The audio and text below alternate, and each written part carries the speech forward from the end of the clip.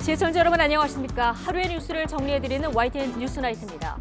시작도 국민, 방향도 국민, 목표도 국민. 윤석열 대통령 취임 100일 기자회견에서도 역시 국민이란 단어가 가장 많았습니다. 민생과 경제 방점이 찍혔다는 분석인데 여야 평가는 엇갈립니다. 함께 정권 교체를 이뤄낸 이준석 대표, 오늘 본인이 신청한 국민의힘 비대위 효력정지 가처분 신문에 직접 출석했습니다. 행정부가 입법부를 통제하려 한다. 의미심장한 말도 남겼는데 잠시 뒤 나이트 포커스에서 이 행간들 읽어보겠습니다. 수요일 뉴스나이트 오늘의 헤드라인부터 보시죠.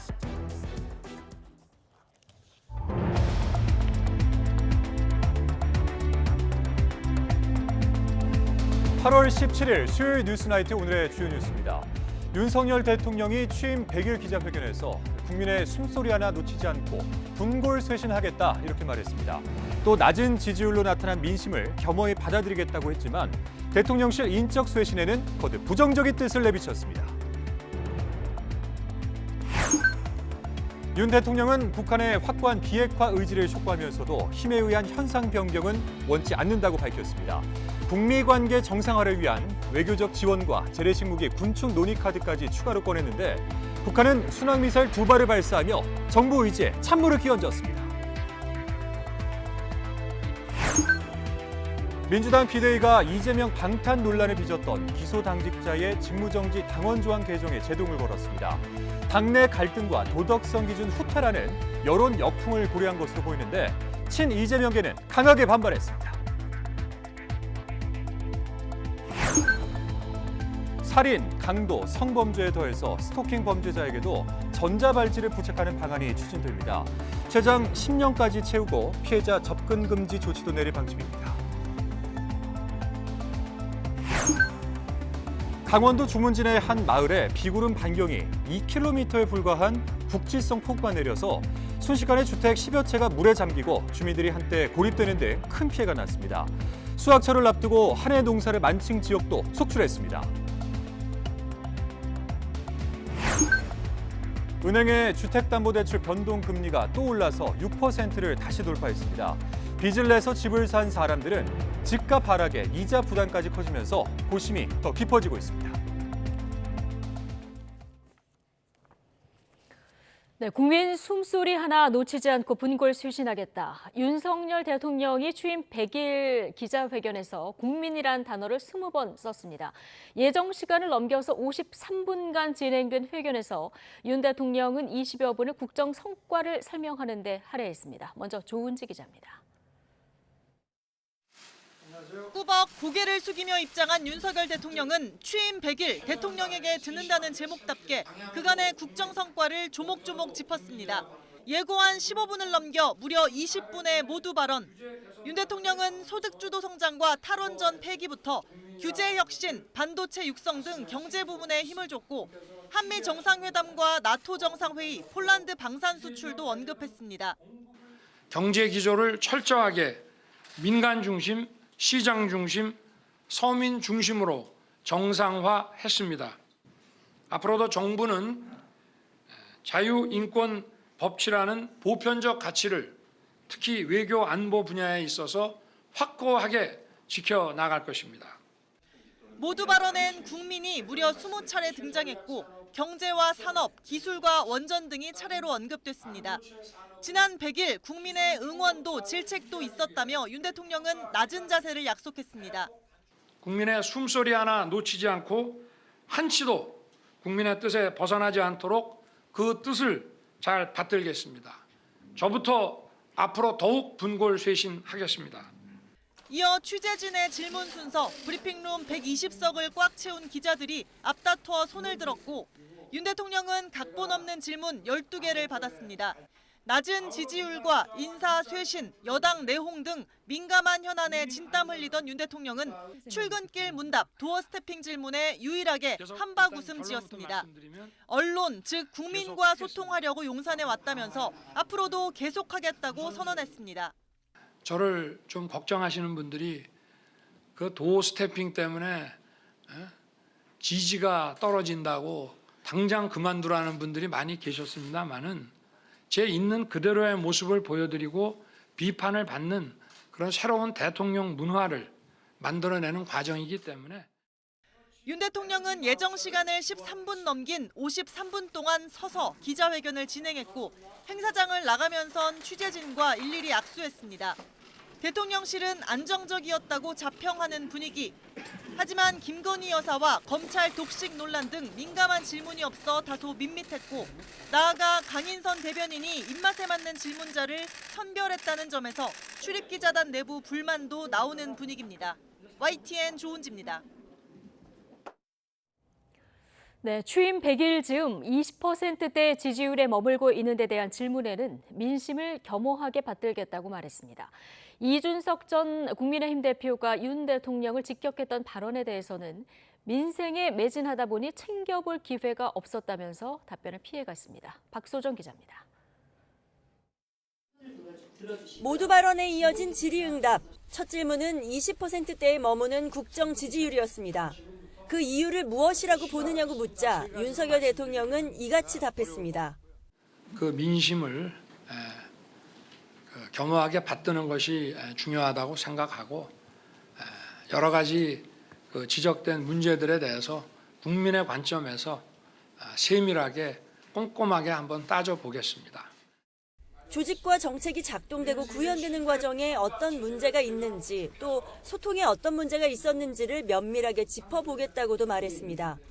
부정평가의 가장 큰 원인으로 꼽히는 인사 문제에 대해서도 되돌아보면서 다시 철저하게 검증하겠다고 밝혔습니다. 반면 대통령실 인적 쇄신에는 여전히 부정적인 뜻을 내비쳤습니다.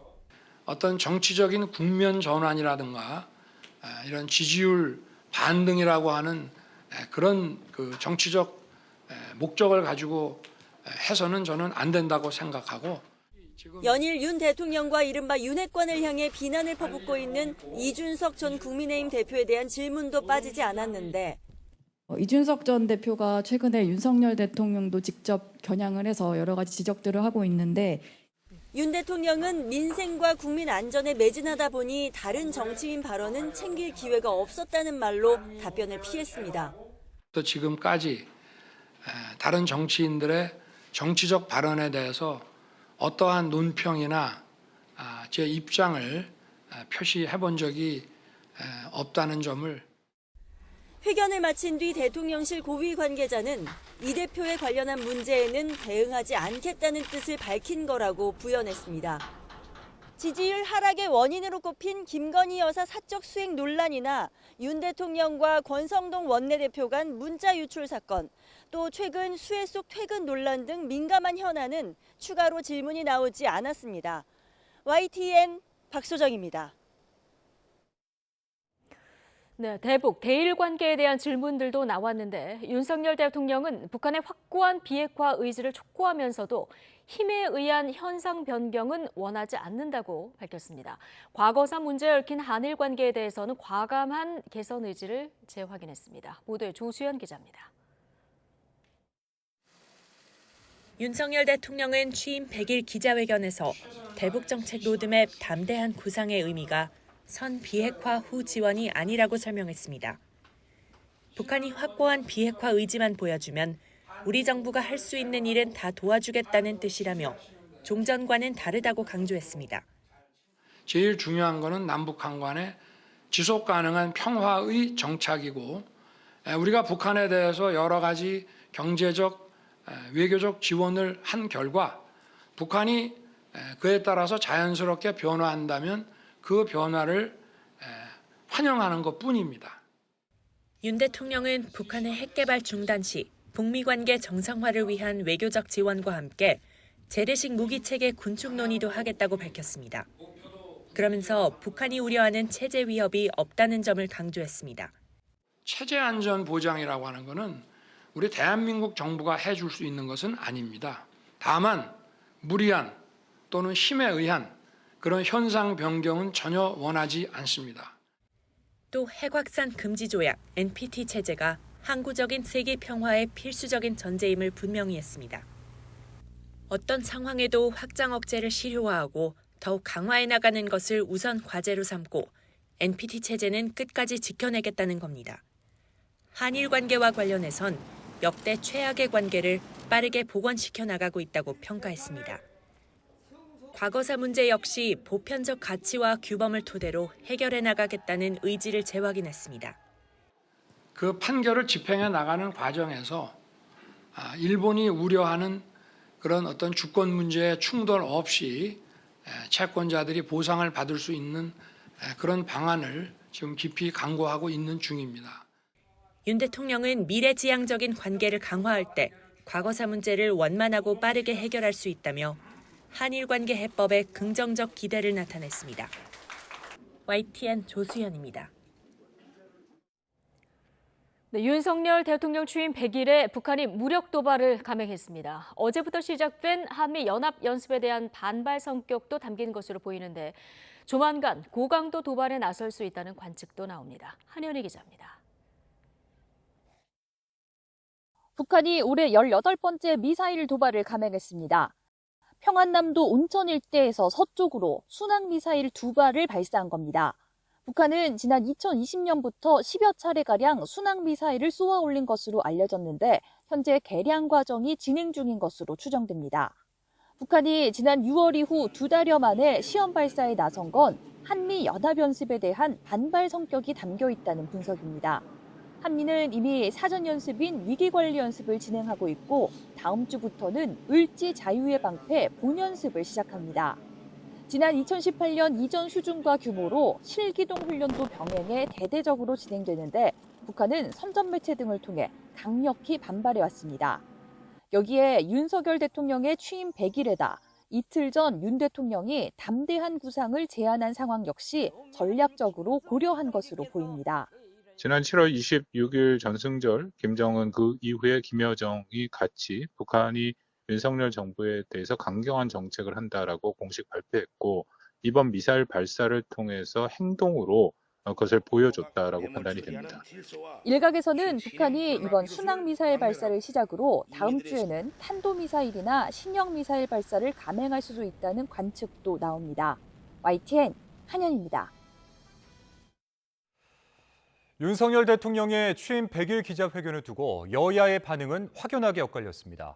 국민의힘은 국정 전반을 소상히 설명했다 이렇게 호평했지만 야당은 내용 없이 빈수레만 요란한 기자회견이었다고 강하게 비판했습니다. 이경국 기자입니다. 국민의힘은 윤석열 대통령의 기자회견에 대해 호평을 연발했습니다. 윤 대통령이 국민의 뜻을 잘 받들겠다는 자세를 강조했다며 바람직하다고 평가했고 정책적 성과와 국정 전반을 자세히 설명하는 기회가 됐다고 설명했습니다. 국민들이나 언론이 궁금해하는 국정 전반에 관해서 소상하게 설명한 기회였다 그렇게 생각합니다. 문재인 정부와 결별한 정책 기조의 전환을 잘 보여줬다는 목소리도 나왔습니다. 반면 쓴소리도 잇따랐습니다. 이준석 전 대표는 윤 대통령의 말을 그대로 빌려 자신과 관련한 질문에 즉답을 피한 점을 꼬집었고 당내 민주주의에 대한 그런 고민을 많이 하다 보니 대통령께서 사실 어떤 말씀을 하셨는지 제대로 챙기지는 못했습니다. 불경스럽게도. 예. 유승민 전 의원도 윤 대통령 본인이 바뀌지 않으면 백약이 무효라고 지적했습니다. 민주당도 비판 수위를 한껏 끌어올렸습니다. 나쁘끄러운 자화자찬이었을 뿐 내용은 없었다며 빈술에만 요란했다고 질타했습니다. 쇄신을 거부하고 국민과 결국 맞서겠다는 그래서 독선과 오만의 국정 운영 기조를 이어가겠다는 것으로밖에 들리지 않습니다. 김건희 여사 논란이나 경찰국 신설, 검찰 편중 인사 등 민감한 현안이 다뤄지지 않은 것을 두고도 충분한 질문을 보장하지 않았기 때문이라고 비판했습니다. 민주당은 취임 100일에 맞춰 윤 대통령을 둘러싼 의혹들에 대한 국정조사를 요구하기도 했습니다. 대통령실 이전과 관련된 무수한 의혹들이 쏟아져 나오고 있습니다. 대통령과 그 부인 등의 사적인 관계가 작동해서 채용된 게 아니냐 하는 사적 채용 의혹까지도 제기되고 있고 정의당도 근본적 상황 인식이 빠진 기자회견이었다며 국정기조 전환과 전면적인 인적 쇄신을 촉구했습니다. YTN 이경국입니다. 국민의힘 이준석 전 대표가 당의 비상대책위원회 전원의 반발에 제기한 효력정지 가처분 신청 사건의 신문이 오늘 열렸습니다. 이 전 대표와 국민의힘 측은 비대위 전원의 정당성을 두고 치열하게 다퉜는데요. 신문 결과는 이번 주 안에 나올 것으로 보입니다. 강민경 기자입니다. 국민의힘 이준석 전 대표가 법원의 모습을 드러냈습니다. 당을 상대로 제기한 가처분 신청 사건 신문에 직접 참석하기 위해서입니다. 일부 국민의힘 지지자들이 이 전 대표를 향해 성상납 의혹을 해명하라고 구호를 외쳐 소란이 빚어지기도 했습니다. 성상납 받았습니까? 안 받았습니까? 법정에서 이 전 대표는 당이 최고위원회와 전국위원회를 거치며 비대위 전환을 의결하는 절차에 문제가 있었다고 지적했습니다. 우선 당이 비대위 출범을 위해서 이미 사퇴한 최고위원들을 끌어다가 최고위 의결을 추진했다며 무리수를 뒀다고 주장했습니다. 전국위원회 의결 과정에선 굳이 자동응답 ARS 방식으로 진행해서 의사 정족수를 확인하지 못했고 반대 토론도 막았다고 비판했습니다. 또 상임 전국위는 정파와 자유롭지 않은데 비상 상황에 대한 유권 해석을 내리는 것도 부당하다고 강조했습니다. 행정부가 입법부를 통제하려고 하는 그런 삼권 분립이 위기에 있는 그런 상황 아닌가라는 우려가 있습니다. 그런 상황을 사법부가 적극적인 개입으로 이에 대해 국민의힘은 절차상 하자가 없다고 맞섰습니다. 최고위원들은 사표 의사만 밝혔을 뿐 실제로 사직서가 수리된 상태가 아니라 문제가 없다고 반박했습니다. ARS 표결의 경우도 여태 당대표 선출과 당명 개정을 같은 방식으로 해왔고 코로나 재확산 상황을 고려한 방식이었다고 설명했습니다. 국민의힘은 가처분 신청이 인용돼도 이 전 대표가 복귀하기는 어렵다고 못을 받기도 했습니다.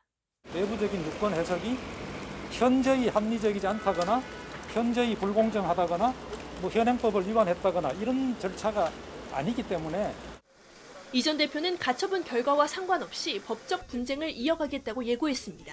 기각을 한다고 하더라도 당연히 본안에서 다퉈야 될 사안이다. 저는 이렇게 보고 있고. 신문을 마친 법원은 결론을 유보한 채 신중히 판단해서 조만간 결정하겠다는 입장만 내놓았습니다. 따로 추가 신문 기일을 잡진 않은 만큼 늦어도 이번 주 안에는 결론이 나올 걸로 보입니다.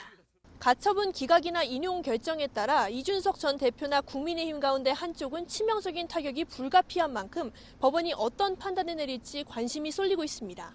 YTN 강민경입니다. 국민의힘 이준석 전 대표가 신청한 비상대책위 효력정지 가처분 신청 사건에 대한 결론을 법원이 이르면 내일 낼 것으로 예상되고 있는 가운데 이 전 대표와 비대위 측 모두 물러설 수 없다는 입장을 고수하고 있습니다. 재판부가 누구의 손을 들어주든 한동안은 여당 내 혼란과 후폭풍은 불가피할 것으로 보입니다. 정유진 기자입니다. 공개석상에서 이준석 전 대표는 재판부가 어떤 판단을 내릴지에 대해 말을 아꼈습니다. 법원이 만약에 이번 가처분 신청 기각하면 향후 어떻게 대응할 생각이신지? 기각이나 인용에 대한 어떤 선제적인 판단에 따른 그런 어떤 고민을 하진 않고 있습니다.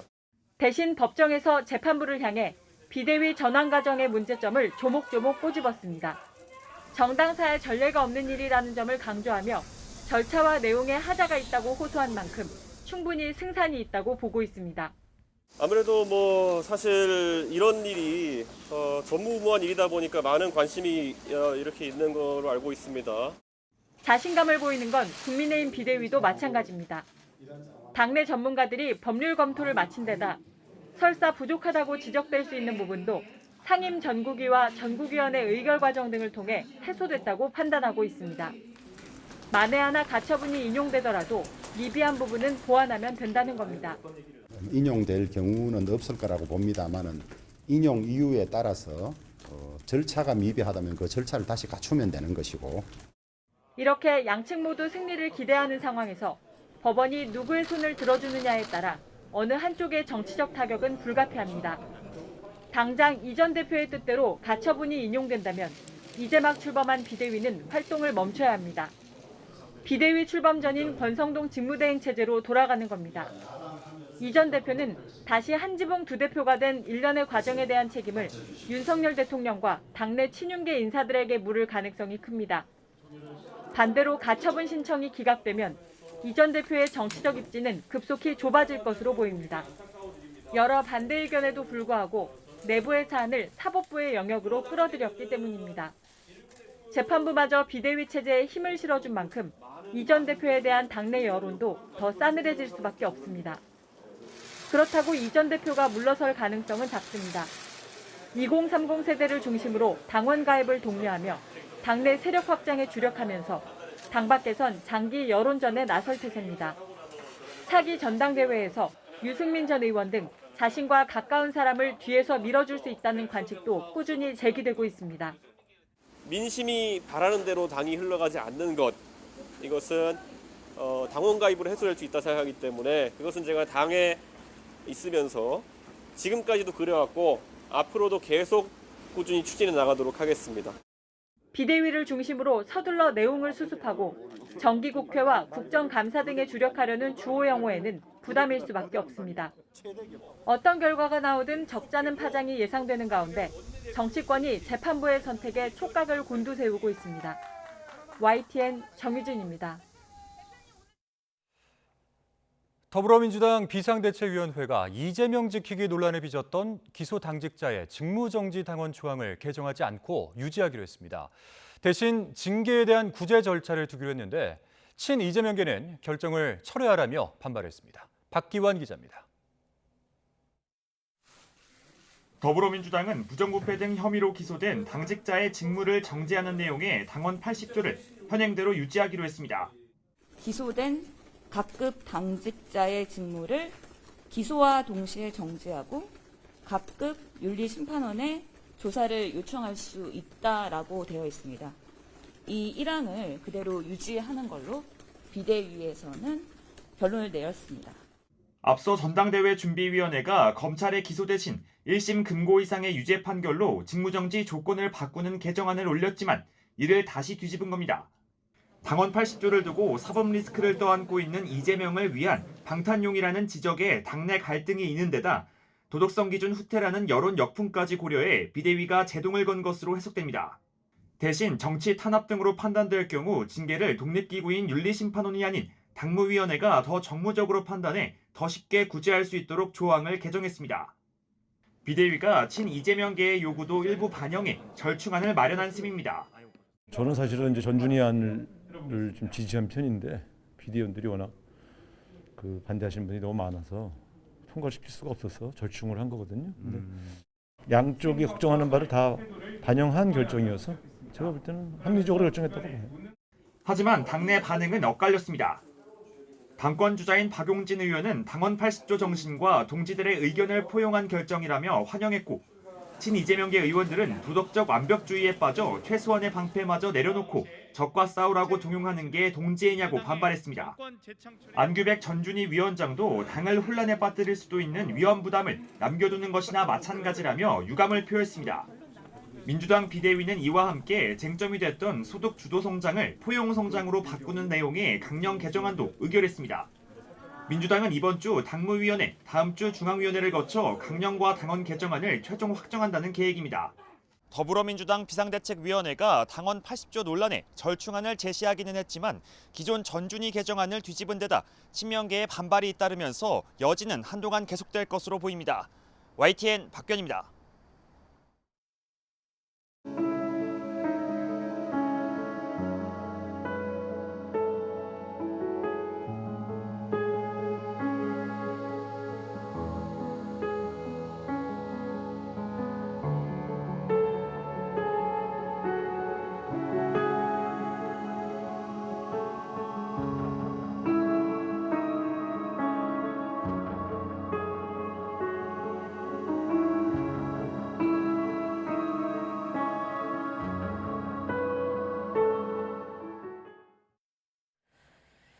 네, 자 강원도 강릉시 주문진의 한 마을에 비구름의 반경이 2km 남짓되는 국지성 폭우가 내렸는데 순식간에 불어난 물에 마을이 침수되면서 주민들이 한때 고립됐습니다. 헬로티비 뉴스 박건상 기자가 취재했습니다. 자원봉사자들이 쉴 새 없이 진흙을 퍼냅니다. 마을 하천이 넘치면서 마당에 주차된 차량은 집 앞까지 떠밀려갔고 집 안에 있던 가재두구들도 어지럽게 널브러져 있습니다. 기습폭우로 강릉시 주문진읍 장덕리 일대가 쑥대밭으로 변했습니다. 주택 10여 채가 물에 잠겼고 농경지와 마을 도로도 침수 피해를 입었습니다. 주민들은 자정 무렵 쏟아진 물폭탄에 미처 대피할 틈도 없었습니다. 대피를 하면 위험하다고 일단은 여기 대기하고 있다가 이제 물 차는 거 보고 물이 만약에 또 차면 산으로 다른 데로 대피하라고. 다행히 인명피해는 없었지만 이번 기습폭우로 인해 밤사이 마을 주민 9명이 고립된 후 구조됐습니다. 16일 밤부터 내린 집중호우로 인해 하천 옆 주택의 경우 보시는 것처럼 토사와 물이 들어차 있습니다. 지역 주민들은 이번 수해를 인재라고 토로합니다. 좁은 수로에 엄청난 양의 고사목들이 밀려내려와 교각을 막으면서 피해를 키웠습니다. 다리 밑에 난간이 있어요. 이제 그게 막히면서 넘치기 시작한 거예요. 넘치기 시작해서 여기도 넘치니까 아래 위로 이제 이게 물 받아야 된 거야 이게. 산으로 둘러싸인 마을 특성도 비 피해를 키웠습니다. 기상청은 당시 비구름의 반경이 2km 내외로 국지적 호우였다며 지형적인 영향으로 많은 비가 내렸다고 밝혔습니다. 찬 북동풍과 따뜻한 남동풍이 수렴되어 비구름대가 형성된 가운데 산으로 둘러싸인 주문진 장덕리 지역으로 깊숙하게 유입되면서 지형적인 원인에 의해 비구름이 더 발달하고 정체하면서 많은 비가 내렸습니다. 기상청은 이번 집중호우가 국지적이고 또 기습적으로 발생했다며 비구름의 특성상 예측이 쉽지 않았다는 입장입니다. 특히 19일부터 20일 오전까지 지역별로 또다시 강한 비가 내릴 수 있다며 시민들의 주의를 당부했습니다. 헬로티비 뉴스 박건상입니다. 중부 지역 비는 대부분 그쳤습니다만 곳곳이 상처입니다. 농작물 피해 역시 큰데 수확철을 앞두고 논밭이 물에 잠기고 토사에 뒤덮이면서 한 해 농사를 모두 망친 곳이 많습니다. 홍성욱 기자가 둘러봤습니다. 뻘밭으로 변한 논, 꼿꼿하게 서 있어야 할 벼는 하나같이 모로 누웠습니다. 나흘간 500mm가 넘는 폭우가 쏟아지면서 하천이 인근 논과 밭으로 넘쳤습니다. 폭우에 흘러내린 토사가 논으로 쏟아지면서 벼는 이렇게 힘없이 쓰러졌습니다. 봄부터 벼를 가꾼 농민들의 노력이 물거품이 됐습니다. 벼베기를 앞두고 한 해 농사를 망친 현장에 농부는 속이 상합니다. 한 열흘 있다가 벼를 올벼 이거 수확을 해야 되는데 그게 안 되니까. 바로 옆 땅콩밭도 처참합니다. 밭 전체가 진흙에 파묻혀 어디가 밭인지 구분도 안 되는 상황. 몇 불이라도 건져보려 아침부터 안간힘을 쓰는 농부. 하늘이 원망스럽습니다. 큰 낭패지. 이건 누가 이럴 줄 알았어. 밤에 그만 일찍이 물아 아주 참 물벼락을 만. 큰일이야 이게. 삽으로 물기를 내도 비닐하우스 안으로 들어차는 빗물을 막지 못했습니다. 침수 피해를 본 방울토마토. 겉보기엔 멀쩡해도 자세히 보면 모두 병들었습니다. 이 침수 피해를 입은 토마토 밭입니다. 현재 물은 모두 빠졌지만 이렇게 잎이 타들어가며 서서히 말라 죽고 있습니다. 수확은 시작도 못하고 올해 농사를 접어야 할 판. 지금이라도 다른 작물을 심어야 하는데 병든 토마토 뽑아내는 데 드는 인건비가 걱정입니다. 물에 잠겨서 뿌리가 호흡을 못해갖고 위에 있는 애 다 죽는 겁니다. 서서히 죽어가는 겁니다. 지난 8일부터 내린 비로 강원과 경기 지역에서만 축구장 770개, 550헥타르 면적에서 농작물 침수 피해가 발생했습니다. 대목 추석을 한 달 앞둔 수확철 발생한 농작물 피해. 농민 한숨이 깊어지는 만큼 농작물 가격 오름세 역시 이어질 것이라는 우려가 나옵니다. YTN 홍서욱입니다.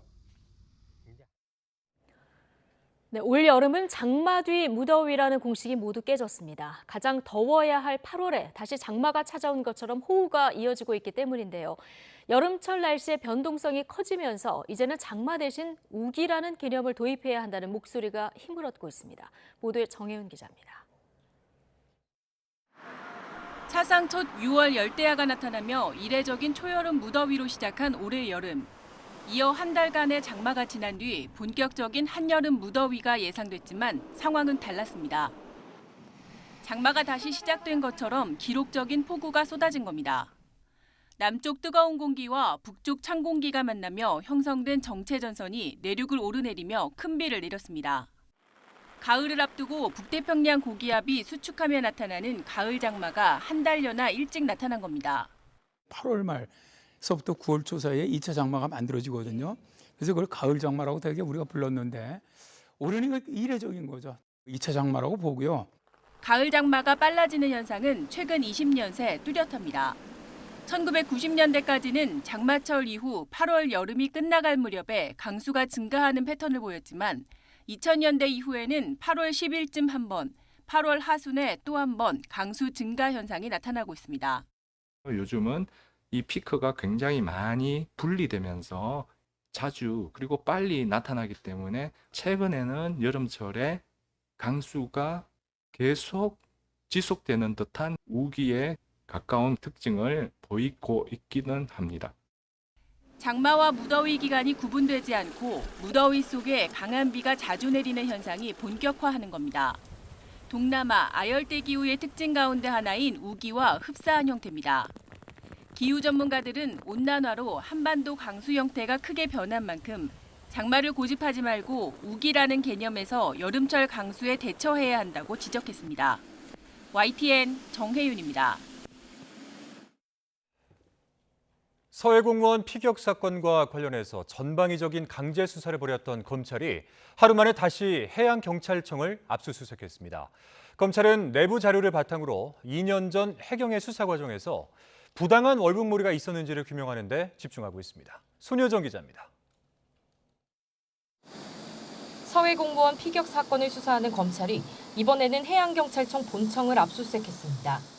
하루 전 박지원 전 국정원장의 집을 비롯해 10여 곳에 대해 동시다발 압수수색을 벌인 데 이어 또다시 강제 수사에 나선 겁니다. 이번 압수수색 대상은 해경 본청과 내부 서버가 있는 곳으로 검찰은 본청 보안과와 대변인실 등에서 당시 전자문서와 메신저 자료 등을 확보했습니다. 검찰 관계자는 전날 압수수색은 사건 관계인의 집과 사무실이 대상이었다며 이번 압수수색은 전날의 연장선이라고 설명했습니다. 앞서 해경은 재작년 9월 고 이대준 씨가 북한군에 피격된 지 일주일 만에 이 씨가 잦은 월북한 것으로 보인다는 중간 수사 결과를 발표했습니다. 주변 해역을 잘 알고 있었던 점, 그리고 표류 예측, 분석 결과 등을 종합하여 볼 때 실종자는 월북한 것으로 판단하고 있습니다. 하지만 2년 뒤엔 월북 의도를 인정할 만한 증거를 찾지 못했다며 돌연 수사 결과를 정반대로 뒤집으면서도 근거는 확실하게 제시하지 않았습니다. 종합적인 수사를 진행했으나 월북 의도를 인정할 만한 증거는 발견하지 못했습니다. 2년 전 해경이 잦은 월북 근거로 내세웠던 건 북한군 감청 첩보와 표류 예측 분석 결과, 이 씨의 도박빚 등이었습니다. 검찰은 내부 보고서 등 압수수색을 통해 확보한 자료를 바탕으로 월북으로 결론 내린 과정과 이후 판단을 번복한 경위를 비교할 방침입니다. 또 상위 기관에 특별한 지시가 있었는지, 의사결정은 어떤 과정을 거쳤는지도 파악할 것으로 보입니다. 무엇보다 충분한 근거 없이 이 씨의 월북이 단정지어졌는지 밝히는 게 핵심입니다. 검찰은 이르면 다음 주 핵심 피고발인인 박지원 전 원장 등을 소환 조사할 것으로 보이는데 이후 문재인 정부 청와대 전반으로 수사가 확대될지 주목됩니다. YTN 손효정입니다. 스토킹 범죄자에게도 전자발찌를 부착할 수 있도록 법 개정이 추진됩니다. 개정안은 최장 10년까지 장치를 부착할 수 있도록 했는데 우선 제도 개선이 이루어져야 한다는 지적도 나옵니다. 김다연 기자입니다. 김태현은 지난해 3월 온라인 게임에서 만난 여성이 자신의 연락을 거부하자 스토킹 끝에 피해자와 그 가족을 살해했습니다. 스토킹 엄벌 기조에 지난해 10월부터는 경범죄로 취급되던 스토킹의 처벌 수위가 최대 5년 이하의 징역으로 대폭 강화됐지만 범죄는 꾸준히 늘고 있습니다. 지난해 11월엔 스토킹 피해를 신고한 여성에게 앙심을 품고 범행을 저지른 김병찬 사건도 있었습니다. 살인 동기는 혹시 뭔가요? 죄송합니다. 계획살인 인정하시나요? 죄송합니다. 강력 범죄의 신호탄인 스토킹 자체를 미리 차단해야 한다는 목소리가 높아지는 가운데 스토킹 범죄자에게도 이른바 전자발찌를 부착하는 방안이 추진됩니다. 현행법은 성폭력과 미성년자 유괴, 살인, 강도죄에 대해서만 위치 추적 전자장치 착용을 규정하고 있는데 법무부가 여기에 스토킹 범죄를 추가하는 안을 내놨습니다. 개정안이 시행되면 스토킹 범죄를 저질러 실형이 선고된 경우 출소 이후 최장 10년의 부착 명령이 떨어집니다. 집행유예가 선고돼도 길게는 5년까지 법원 명령으로 전자발찌를 착용시킬 수 있습니다. 여기에 피해자를 포함한 특정인에 대한 접근 금지 조치도 내려집니다. 법무부는 재범 가능성이 큰 스토킹으로부터 피해자를 실질적으로 보호할 계기가 될 걸로 기대했습니다. 스토킹 범죄자에 대해서 전자장치 부착해서 피해자의 불안을 해소하겠습니다. 그러나 스토킹이 중범죄라는 경각심을 심어줄 순 있어도 전자장치가 근본 해결책이 될 수 없다는 지적도 나옵니다. 전자발찌 훼손 사례가 계속 나오는 상황에서 장치 점검뿐만 아니라 감독 인력 충원이 앞서야 한다는 겁니다. 현재 보호관찰소에서 전자발찌 업무를 담당하는 직원들이 굉장히 부족한 그런 실태이기 때문에 이에 대한 보완도 필요하다고 생각합니다. 법무부 관계자는 보호관찰 인력 상황에 대한 진단이나 검토는 계속 해왔다며 최종 개정안이 국회를 통과하고 후속 조치가 마련될 수 있게 최선을 다하겠다고 밝혔습니다. YTN 김다연입니다. 다음 소식입니다. 현금 수천만 원을 그것도 파출소 앞에서 보이스피싱, 즉 전화금융사기에 당하는 황당한 일이 발생했습니다. 피해자는 혹시나 하는 마음에 파출소에 도움을 요청했지만 경찰관마저 인출책에 속았습니다. 박종혁 기자입니다. 택시기사 권모 씨는 지난 5월 금융사를 사칭한 콜센터로부터 전화 한 통을 받았습니다. 기존 대출을 금리가 싼 자사의 대출로 갈아탈 수 있도록 도와준다는 내용입니다. 미심쩍었지만 이 금융사에서 알려준 금융감독원 콜센터로 전화했더니 기존 대출을 현금으로 갚으면 가능하다는 답변을 받았습니다. 또 금감원 직원을 보낼 테니 현금으로 건네면 일처리를 해준다는 설명까지 들었습니다. 6천이란 내가 대출을 받기 위해서는 내가 참고 있는 뭡니까 2,500이라는 돈을 일시불 갚아야만이 풀어준다. 그러면 그냥 풀어준다 하니. 하지만 금융사 콜센터도 금감원 콜센터도 모두 가짜. 보이스피싱 조직의 전화번호였습니다. 이를 모르고 권 씨는 현금을 준비해서 금감원 직원이라는 사람을 만났습니다. 그래도 혹시나 하는 마음이 들었던 권 씨. 신원 확인이 필요할 것 같다며 인근 파출소로 그 직원을 데리고 갔습니다. 하지만 경찰은 같이 간 남성의 신원을 확인해주지 않았습니다. 캐피탈 회사를 대신해 빚을 받는 채권 추심 직원이라는 말에 적극 개입하지 않았다는 게 경찰의 설명입니다. 지난달 출자든지 내년 필치에 조금이라도 한마디가 했으면 우리가 적합하게 대출했을 건데 대출금이 상한 문제로 왔기 때문에 결국 권 씨는 현금 2,500만 원을 그것도 파출소 앞에서 건넸습니다. 여기에 사흘 뒤에는 계좌에 있던 1,500만 원까지 탈탈 털리고 말았습니다. 내가 큰 돈을 전달해야 하니 이 사람이 건강해서 나왔다 하니 신고만 하냐 분명히 그랬어요. 딴 말도 안 했습니다. 경찰은 당시 상황에서 미흡한 부분이 있었다고 인정하고 지워진 CCTV를 복원해 일단 검거에 나서기로 했습니다. YTN 박종혁입니다. 네, 지난달 삼성 세탁기가 작동 중에 갑자기 폭발했다는 소식 저희가 전한 데 이어서 이 비슷한 제보가 저희 YTN에 잇따르고 있습니다. 이번에는 구매한 지 넉 달밖에 안 된 삼성 세탁기 유리문이 작동 중에 갑자기 펑 하고 깨졌다고 합니다. 제보는 Y 김다영 기자입니다. 화장실 바닥에 검은 파편들이 여기저기 흩어져 있습니다. 세탁기 문에 붙어 있던 강화 유리입니다. 세탁기는 구매한 지 넉 달밖에 안 된 새 것입니다. 빨래를 돌리다가 큰 소리와 함께 갑자기 유리문이 산산조각 났습니다. 날카로운 유리 조각들이 어지럽게 흩어져 있습니다. 만약 당시 화장실에 사람이 있었다면 자칫 큰 사고로 이어질 뻔했습니다. 엄마 이거 무슨 일이지? 하면서 부르길래 가봤더니 세탁기 유리 파편이 여기저기 사방팔방 다 튀어 있는 거죠. 엄청나게 큰 소리가 나길래 밖에 무슨 일 있는가 하고 밖에 나갔다 오셨대요. 그런데 이 같은 일이 처음은 아닙니다. 다른 지역에서도 종종 발생했던 것으로 전해졌습니다. 저희가 지금까지는 제가 지금 한 2건, 3건 정도 발생했거든요. 10% 환경보상 해드렸습니다. 지금까지 그 이상 요구하신 분은 안 계세요. 이에 대해 삼성전자 측도 세탁기 유리창이 드물게 파손되는 경우가 있다며 파손 문제를 사실상 인정했습니다. 다만 단순한 접착 불량일 뿐 세탁기 자체 결함은 아니어서 리콜 계획은 없다고 선을 그었습니다.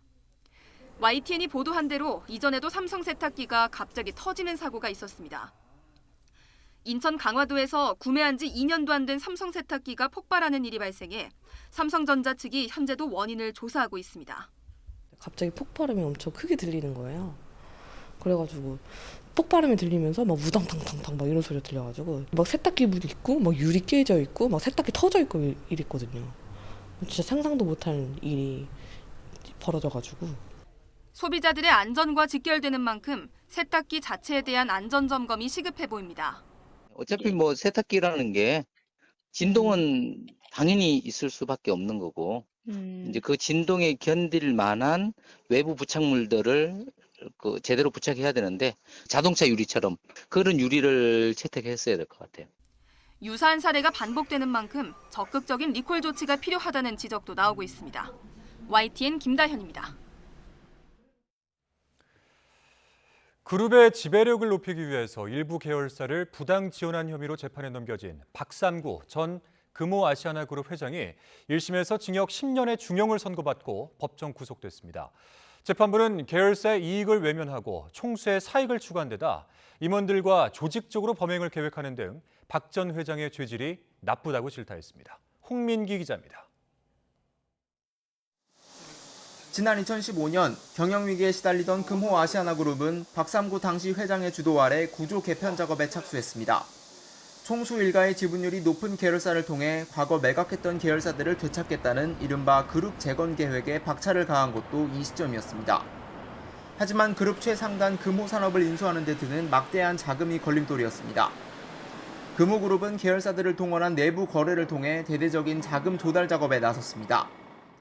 우선 금호터미널 등 계열사 4곳의 자금 3,300억 원을 이용해 산업은행이 가진 금호산업 주식을 사들였습니다. 아시아나항공이 갖고 있던 금호터미널 주식을 당시 평가 금액의 절반 수준인 2,700억 원에 팔아치워 인수 자금을 마련하기도 했습니다. 해외 업체의 아시아나항공의 기내식 공급을 30년간 독점하게 해주는 대가로 금호기업의 사채 1,600억 원어치를 인수하도록 한 사실도 공정거래위원회 조사 결과 드러났습니다. 이를 통해 자신이 모든 지분을 소유한 금호기업에 모두 1,600억 원을 0% 금리로 대여하는 등 개인 회사를 부당 지원했다는 겁니다. 그룹 재건 및 경영권 회복 목적으로 총수 일가 지분율이 높고 지배 구조의 정점에 있는 계열사가 자체 능력만으로 감당하기 어려운 규모의 자금을 조달하여 지배력을 확장한 사례를 시정한. 검찰은 금호그룹에 대한 2차례 압수수색 끝에 박 전 회장과 임원진을 재판에 넘겼고 1년 3개월 만에 1심 법원 판단이 나왔습니다. 재판부는 박 전 회장의 혐의 대부분을 유죄로 인정하면서 지배권을 회복하려는 목적으로 계열사의 이익을 외면한 채 사익을 추구했고 다른 임원들과 장기적으로 치밀하게 범행을 꾸몄다고 지적했습니다. 박 전 회장에게 검찰의 구형량과 같은 징역 10년을 선고하고 보석도 취소해 법정에서 다시 구속했습니다. 주주나 직원분들에게 하실 말씀 없으세요? 직원들한테 미안하죠. 심려를 끼쳐서. 재판부는 함께 기소된 전 경영전략실장 등 전직 임원들에겐 징역 3년에서 5년을, 금호건설 법인에는 벌금 2억 원을 선고했습니다. YTN 홍민기입니다.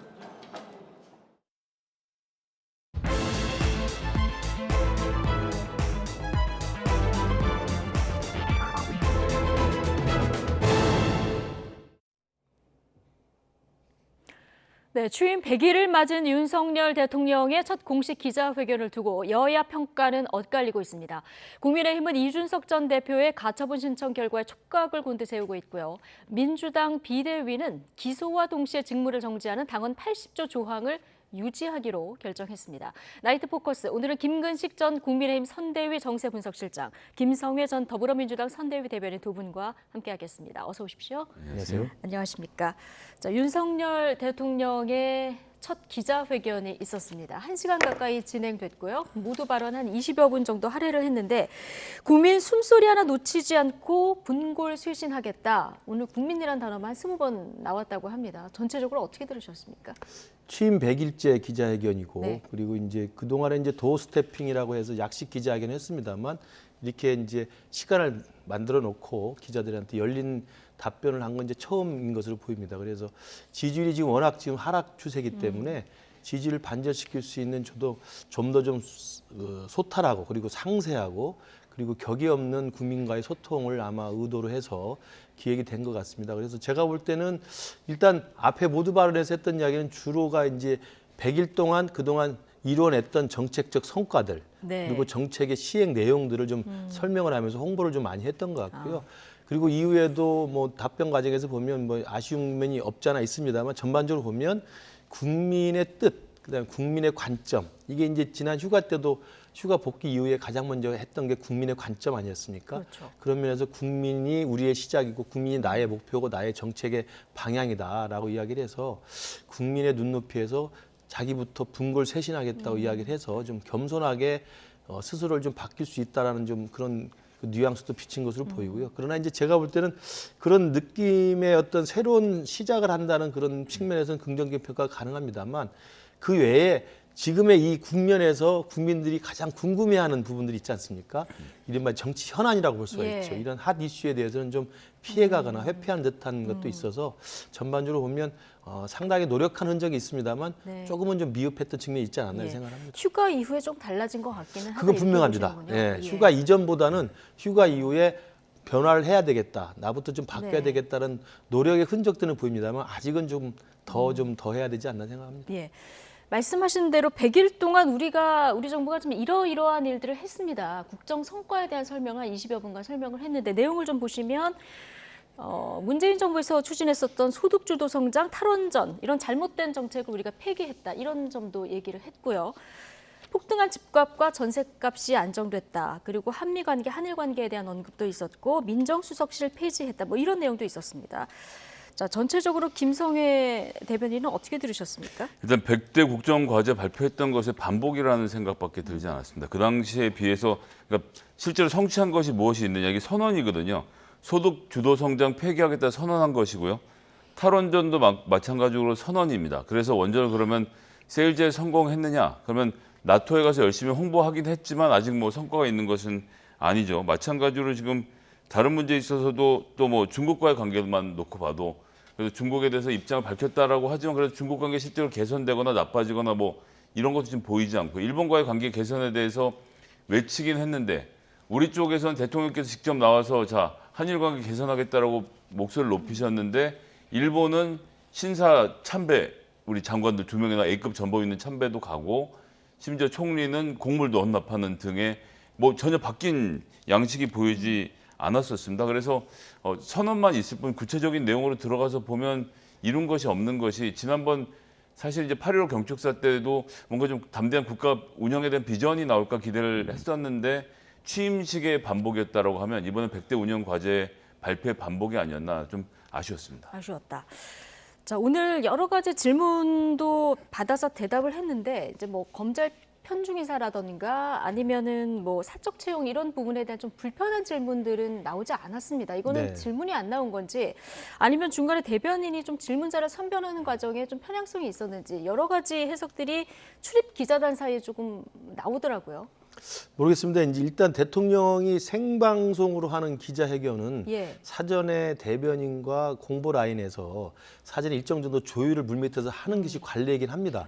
그러나 이제 취임 100일을 맞이하는 기자회견이기 때문에 격식 없이 열린 어떤 그 자세로서 답변을 주고받는다고 한다면 정말 스스럼 없이 아무 주제나 좀 질문했을 수 있었어야 되는데 지금 말씀하신 것처럼 언론사의 기자를 지정하는 문제라든지 그다음에 질문의 내용들이 조금은 더 취임 100일을 축하하고 취임 100일을 좀 격려하는 그런 질문에 좀 초점이 맞춰지지 않았느냐. 예. 이런 이제 사후적 평가가 나오는 것 같아요. 그러나 뭐 그 사실관계는 알 수가 없지만 어쨌든 직접 그 생방송으로 진행되는 것이었고 그 사회자로서 그 지정권을 가진 사람은 강인선 대변인이었기 때문에 대변인이 뭐 누구를 선택하느냐의 문제를 뭐 본래 자의적인 그 평가에 의해서 하기 때문에 그 질문 자체에 대해서 사전에 무슨 뭐 껄끄러운 질문을 뺐다라고 보기는 어렵지만 국민 눈높이에서 봤을 때는 나올 만한 질문이 나오지 않았던 측면은 몇 개 있었던 것 같습니다. 이제 그런 내용에서 본다면 어떻게 진행되는지는 뭐 우리가 나중에 확인할 수 있겠습니다만 날 것 그대로의 국민의 어떤 궁금증이나 국민의 어떤 의혹이나 문제 제기에 대해서 기자들이 대신 반영하는 측면에서 조금 미흡했던 것도 있지 않았나 싶습니다. 보통 뭐 사회 분야, 경제 분야, 외교안보 분야 좀 나누기도 했는데 오늘은 이런 주제가 안 나뉘다 보니까 이제 꼬리 질문 같은 질문들이 좀 없었던 부분도 있었던 것 같습니다. 그러니까 저는 지금 그 특히 대통령에 대한 기자회견 양식이 좀 잘못되고 있다고 생각을 해요. 이게 무슨 암기 테스트도 아니고 그렇다고 순발력 테스트도 아니고 국정 운영 전반에 대해서 그 대통령으로부터 얘기를 듣는 자리잖아요. 그럼 전 차라리 질문 조율을 좀 했으면 좋겠다. 거꾸로 드린 말씀이지만 오늘 교육 연금 개혁 등 중요한 과제에 대해서는 이런 방법도 언급도 없어. 그래서 좀 민감한 주제는 둘째치고라도 국민들이 자 이제 윤석열 정부가 어떻게 운영되겠구나라는 기본적인 방향을 듣는 자리였어야 하는데 그리고 거기에 대한 재질문이 사실은 카테고리는 정해져 있고 재질문이 들어가서 내용에 좀 심도 있는 이야기들이 나왔어야 되는데 그냥 랜덤으로 걸려서 하는 것. 그래서 말씀하신 대로 정작 좀 민감하고 예민한 질문들에 대해서는 어쨌거나 나오지 않은 것을 보고 나서는 좀 답답하다는 생각이 들었고 전반적으로 시간도 너무 짧아서 심도 있는 토론이 좀 어렵지 않았나 싶습니다. 네, 뭐 연금 개혁, 노동 개혁, 교육 개혁 3대 개혁은 국가의 중장기 국가 계획에도 플랜이다. 뭐 이 정도 언급은 오늘 있었던 것 같고요. 자, 취임 100일 정도 되면은 보통은 지지율이 많이 높은 때가 많았고요. 그러다 보니까 조금은 축제 분위기에서 진행이 됐는데 오늘은 지지율 때문인지 조금은 무거운 분위기에서 진행이 된 것 같습니다. 오늘 나온 여론조사들을 저희가 종합해 봐도 대략 어제 나온 조사하고 좀 비슷한데요. 29.6, 29.5, 29.9 비슷하게 수치가 나오는 것 같습니다. 자, 이런 국정 지지율에 대한 대통령 생각을 묻는 질문이 오늘 첫 질문이었거든요. 대통령이 지지율 자체보다 여론조사로 나타난 민심을 겸허하게 받드는 것이 중요하다고 생각하고 여러 가지 지적된 문제들에 대해서 국민의 관점에서 세밀하게 꼼꼼하게 따져보겠다 이렇게 얘기를 했는데 어떻게 들으셨습니까? 이게 이제 휴가를 끝내고 첫 출근했을 때 약식 기자회견 내용 그대로 한 겁니다. 국민의 관점에서 겸허하게 따져보겠다, 점검해 보겠다 이런 것이어서 그 입장 그대로를 유지하고 있는 것 같고요. 저는 이걸 이제 긍정적으로 보면 지난 100일 동안의 취임 이후의 과정 속에서 이른바 이제 도어 스태핑을 통해 가지고 조금 더 일방적이고 너무 독주를 하고 있다. 그다음에 국민들한테 맞서려고 한다. 이런 부정적인 평가가 있었다고 한다면 지난 휴가, 여름 휴가를 지나고 나와서는 이제 국민의 눈높이, 국민의 어떤 따가운 어떤 시선 이런 것들을 굉장히 의식하는 듯한 그런 분위기는 분명히 있어 보입니다. 그런 맥락에서 본다면 지지율 하락이라고 하는 이 엄중한 경고 등에 대해서 대통령도 상당히 엄중하게 받아들이고 있는 건 사실인 것 같습니다. 그러나 이제 말씀하신 첫 질문이 이제 그게 나오는데 세 가지로 좀 답변을 해달라고 그랬는데 세 가지는 답변을 못한 것 같고요. 그냥 인기에 나온 것처럼 국민의 관점에서 원인을 좀 세 가지로 꼽아달라고 얘기했었죠. 국민의 관점에서 민심을 겸허하게 받들겠습니다 했기 때문에 저는 그 말 속에 이제 응축돼 있다고 생각하는데 문제는 그 이후에 대통령의 변화 그리고 그 이후에 대통령실과 또 내각이 어떻게 변화된 모습을 보일 것인가를 국민들에게 가시적으로 보여주는 게 중요하기 때문에 향후에 이제 향후에 그 대통령과 대통령실 그 내각의 변화들을 좀 예의주시해서 볼 필요가 있다고 생각합니다. 네, 앞으로의 변화가 중요하다. 네. 예. 자, 지난 대선 때 윤석열 대통령을 지지했던 분들 가운데 이탈자가 얼마나 될까? 한국일보와 한국리서치에서 여론조사한 그 결과가 있는데요. 그러니까 대선 때 윤석열 대선 후보에게 투표를 했는데 지지를 철회한 이런 분포를 보는 건데요. 보수층에서 34.1%, 중도층 44.8%, 진보층 52.2%. 자, 그런데 보수층에서 34.1% 빠져나갔다는 부분이 특히 좀 뼈아픈 대목일 것 같습니다. 전반적으로는 10명 중에 6명이, 10명 중에 4명 정도가 등을 돌린 거로 보여집니다. 그러니까 이 숫자 자체가 보수까지 포함해서 빠진다는 것이 그래서 이제 지지율이 25%까지 떨어지게 되는 우리나라 기본적으로 구성하고 있는 30%가 넘는 보수층 등에서도 빠지고 있다는 상황이고 그 말은 다른 말로 하면 보수를 제외하면 거의 다 등을 돌린 상태로 지금 봐야 되는 것이거든요. 그러니까 이건 뭐 다른 거 없고 처음에 대통령께서 후보 시절에 했던 약속들이 지켜가는 과정인지를 사람들이 지켜보는 건데 첫 번째는 인사에서 실망을 했죠. 제가 지금까지는 검찰의 인사였습니다만 이제부터는 정치인 윤석열입니다라고 선언을 했는데 막상 대통령이 되고 나서는 집안 식구 챙기기가 좀 과하다 싶은 생각이 들 정도로 검찰 중심의 인사들이 만들어지고 지금까지 시행령을 거쳐서라도 적극적으로 행정한 거 뭐 있나 돌아보면요. 경찰국을 만들고 그다음에 검찰의 수사권을 회복하고 그러니까 야당과 맞서서 싸우면서 실제로 이룬 것들이 그런 것들이거든요. 그러다 보니까 내 민생은 20, 30대 같은 경우는 내 직장은 이런 걸 질문을 하고 있는데 저희는 수사를 더 잘하도록 하겠습니다라는 답변이 돌아오고 있으니까 사람들이 실망을 해서 결국 초반에는 인사가 문제다라고 말하던 여론이 지금은 무능력으로 돌아선 것. 내 문제를 하나도 해결해 주지 않는다라는 생각에 지금 사람들이 돌아서고 있기 때문에 이 점은 좀 윤석열 대통령께서 좀 뼈아프게 들으셔야 될 것 같습니다. 예. 지금 말씀해 주신 인사 문제가 지지율 하락 요인으로 빠지지 않는 상황인데요. 인적 쇄신 카드에 대한 질문도 있었는데 윤 대통령 국면 전환용 카드로는 쓰지 않겠다. 부정적인 입장을 재확인했습니다. 발언 직접 듣고 오시죠. 인사 쇄신이라고 하는 것은 국민을 위해서, 국민의 민생을 꼼꼼하게 받들기 위해서 아주 치밀하게 점검을 해야 되는 것이지 어떤 정치적인 국면 전환이라든가 이런 지지율 반등이라고 하는 그런 정치적 목적을 가지고 해서는 저는 안 된다고 생각하고 좀 시간이 필요할 것 같습니다.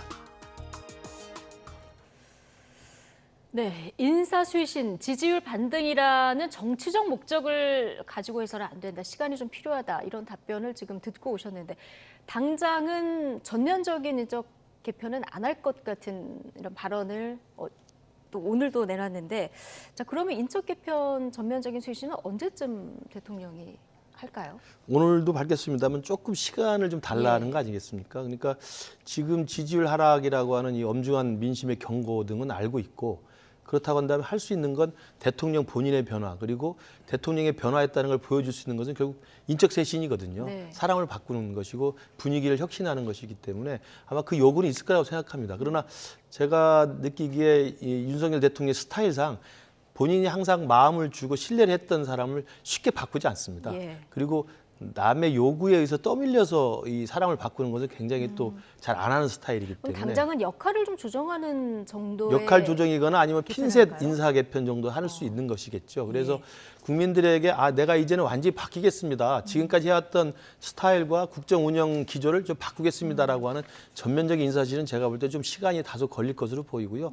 그건 윤석열 대통령의 평소 스타일상 좀 충분히 예측 가능한데 저는 그것보다는 시기의 문제라기보다는 금방 오늘 그 답변에서 나왔습니다만 정치적인 국면 전환용으로 인사실을 할 수는 없다. 그리고 어제 도어 스태핑에 나온 이야기처럼 정치적 득실을 따지는 것은 해서는 안 된다. 라고 이야기하는 게 일견 타당한 이야기입니다만 사실은 대통령은 대한민국의 가장 정치인 중에 정치인 역할을 하는 겁니다. 그러면 정치인으로서 국민들의 민심이 굉장히 좀 따갑게 시선을 보내고 있고 지지율이 계속 하락하는 추세에 있어서 정치인 대통령이 해야 될 것은 민심에 부응하는 것이거든요. 그 민심에 부응하는 것이 정치적 의도라고 해서 안 한다는 것은 사실은 좀 앞뒤가 안 맞는 말입니다. 그래서 오히려 대통령께서 내가 쇼를 하기 위해서 뭐 정치적 국면 전환을 위해서 지지율을 반등시키기 위해서 내가 사람을 바꾸는 식의 꼼수를 쓰지 않겠다는 말을 하는 거지만 그게 일견 타당하지만 정치의 본령에서 본다면 그것이 정치의 시작입니다. 민심이 원하면 그걸 정치적인 반응을 위해서 그렇게 해주는 것이 또 정치의 기본 역할이기 때문에 저는 그런 것들을 좀 정치의 기본으로서의 민심에 부응하는 반응성의 정치, 이 반응성의 정치가 민주주의 핵심이라는 측면에서 대통령도 좀 귀담아 들었으면 좋겠습니다. 예. 자, 도어 스태핑, 출근길 약식 기자회견에 대한 질문도 있었는데요. 이 부분에서 대통령 표정이 좀 펴졌습니다. 휴가 때 이것 때문에 지지율 떨어지니까 당장 그만둬라 이런 조언 많이 들었는데 있는 그대로 모습을 보여주고 또 비판도 받는 이런 대통령의 모습을 정착해가는 과정이다. 그래서 계속하겠다 이런 입장을 밝혔습니다. 자, 이 도어 스태핑에 대해서 긍정적인 평가도 나오고 또 여러 가지 또 반대 평가도 나오는데 어떻게 보십니까? 일단 지금까지 없었던 시도라는 점에서 일단 지켜보고 있고요. 그리고 이제 대통령의 속내를 알 수 있다는 점에서 긍정적으로 보이는 포인트도 있습니다만 지금 이거는 엄중한 국정을 운영하는 것이거든요. 저희는 대통령의 조금 전에도 말씀드렸지만 순발력을 보는 테스트가 아닙니다. 대통령을 테스트하는 자리가 아니에요. 즉 대통령이 무슨 즉자적인 대답을 하는지를 듣는 자리가 아니어야 합니다. 언론들이 물어보는 질문에 대해서 얼마나 순발력 있게 대답하느냐, 혹은 대통령이 그날 했던 말씀 중에서 어떤 특정 부분들이 따져서 그날 하루 종일 뉴스로 반복되는 것은 저는 맞지 않는다고 생각을 하고요. 대통령께서 그 점을 좀 꼭 알아주셨으면 좋겠는데, 이거는 대통령의 직자적인 대답을 듣는 자리가 아니라 그 윤석열 정부의 입장을 듣는 자리라고 생각을 하고, 윤석열 정부의 입장에서 말씀을 좀 공식적으로 해주셔서 혼선이 빚어지지 않도록 하는 작업이 좀 필요하지 않을까라고 생각하고 있습니다. 네, 내가 이렇게 소통하기 위해서 청와대를 나와서 대통령실도 용산으로 옮겼는데, 그러니까 계속 하겠다 이런 입장인데요. 자, 소통하는 대통령이 되겠다 강조를 하고 있습니다만은 국민의 그 여론은 어떻게 소통 능력에 대해서 평가하고 있는지 잠시 보시겠습니다.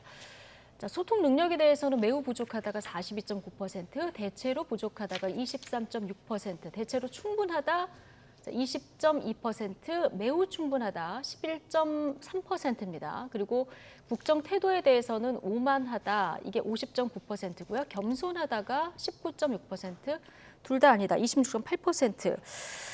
자, 이렇게 나온 여론조사 결과를 볼 수 있습니다. 결국 출근길 문답이라는 거는 사실 어떻게 보면은 대단한 결단이라고 볼 수 있는데요. 이 소통을 어떻게 하느냐, 형식의 문제라든가 아니면 어떤 태도를 취하나 어떤 발언을 담느냐, 참모진들의 어떤 도움, 이런 것들에 대해서 조금 정치하게 들여다볼 필요는 있을 것 같습니다. 그렇습니다. 일단 도어 스태핑이라고 하는 최초의 시도를 지금 하고 있는 것은 저 높이 평가해야 된다고 보고요. 오늘도 기자회견에서 웃으면서 끝까지 하겠다라고 이야기한 것은 역시 윤석열 대통령다운 그 일관성을 보이고 있다고 생각하고, 지금까지 역대 대통령이 매일 출근하면서 기자들의 질문에 소탈하게 답변하는 것은 우리가 보지 못했던 풍경이기 때문에 그 방식은 충분히 소중하다고 생각합니다. 그러나 이제 평가는 굉장히 냉정하지 않습니까?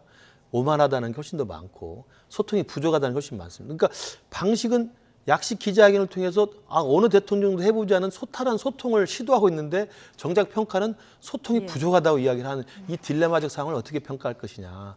이게 대통령 본인도 그렇고 대통령실도 상당히 귀담아 들여야 될 대목이라고 생각하는데, 문제는 형식에 있는 게 아니고 내용에 있는 것이죠. 질문했을 때 질문의 답변이 이게 전 대통령은 더 하지 않았습니까? 민변이 더 하지 않았습니까? 내가 대통령 처음 해봐서 그렇습니다. 이런 식의 답변을 하는 거면 약식 기자회견이라고 하는 사상 유례 없는 가장 소통을 중요시하는 방식이지만 내용에 있어서는 가장 불통의 이미지가 또 더 씌워질 수 있는 위험성이 있는 겁니다. 그래서 이제부터라도 이제 취임 100일을 맞아서 국민들을 계속 강조하고 국민의 관점에서 정말 환골탈태하게 분골쇄신하겠다고 했기 때문에 그냥 도어 스태핑이라는 그 방식을 고집하기보다는 그 이야기를 하면서 국민들이 원하는, 그리고 국민들이 바라보는 국민 눈높이에 맞는 정제된 발언, 신중한 발언, 그리고 있는 그대로를 솔직하게 겸허하게 받아들이는 그런 내용들로 메시지 조율이 필요하다. 그건 대통령 본인도 필요하고 대통령을 보좌하는 대통령실의 참모 기능도 그렇게 보강된다고 생각합니다. 100일 정도 한 거니까요. 앞으로 어떻게 발전시켜서 정착시켜 나가는지 좀 이건 지켜봐야 될 것 같고요.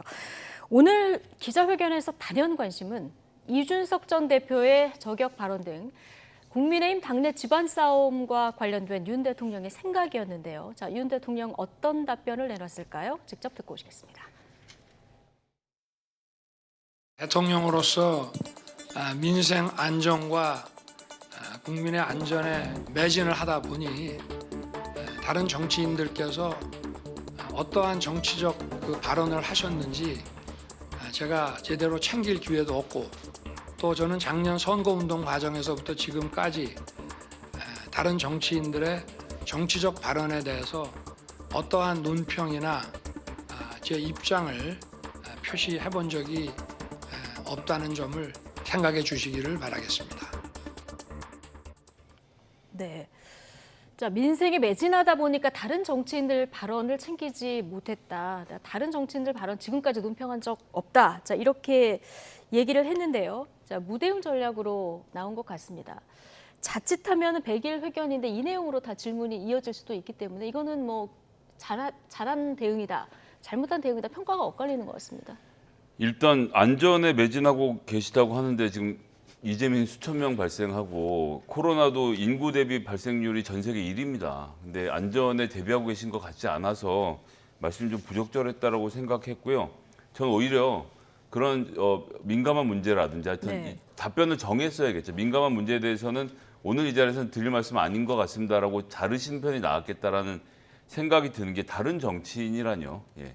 여당의 네. 당대표에 대한 이야기를 하고 있는데 다른 정치인의 이야기를 들여다볼 시간이 없어요. 발언을 챙기지 못했다는 이야기는 그러면 여당 당대표 얘기를 챙기지도 않았으니 야당 의원들의 얘기는 당연히 듣지 않았을 것이고 그럼 저희의 질문은 당연히 다음번 여당 당대표의 이야기도 안 챙기실 겁니까로 이어질 수밖에 없는 구조였던 것이죠. 아, 이래서 야당과도 소통이 안 되는구나. 그러니까 우리나라가 대의민주주의 국가라는 이 기본 전제에 대해서 대통령께서 인정을 안 하시는 것 같아요. 그러니까 정치인 한 사람이 하는 얘기는 그냥 나와서 자기가 튀려고 떠드는 것이 아니라 유권자들로부터 평가를 받아서 나온 사람이 국민을 대신해서 목소리를 전하는 국회의원의 그런 엄중함이 있는 것이거든요. 그 발언을 듣는다는 말씀을 좀 해주셔야지 네. 다른 정치인의 발언을 챙기지 못했다고 하시는 것은 국정 운영하시는 데서 좀 부적절한 발언이 아니었나 네. 생각합니다. 아마 이 질문이 예상 질문 1순위 아니었을까 싶고요. 아마 많이 생각하고 답변을 내놓았을 텐데 피해가는 전략은 괜찮았는데 이것보다 조금 더 간략했어야 된다 이런 조언이신데 어떻게 보십니까? 당연히 오늘 기자회견을 하면 이 질문이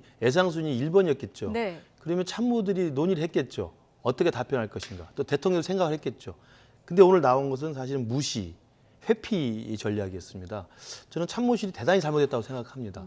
예상되는 가장 우선순위의 질문에 대해서 그리고 또 이건 당내 갈등에 관한 문제이고 지금 임기 초반에 국정 지지율이 하락하는 상황에서 당정 관계가 지금 제자리를 못 잡고 있다는 상황인데 굳이 이준석 대표와의 말싸움을 하라는 게 아니라 원만한 그러면 당정 관계를 어떻게 할 것인지 그리고 지금 집권 여당의 당내 분란을 어떻게 바라보고 있고 어떻게 해결하려고 하는 것이고 어떤 문제가 있다고 생각하시는지에 대한 국민들이 바라보고 있는 거 아니겠습니까? 그럼 거기서 답변을 하는 게 저는 정확히 맞다고 생각합니다.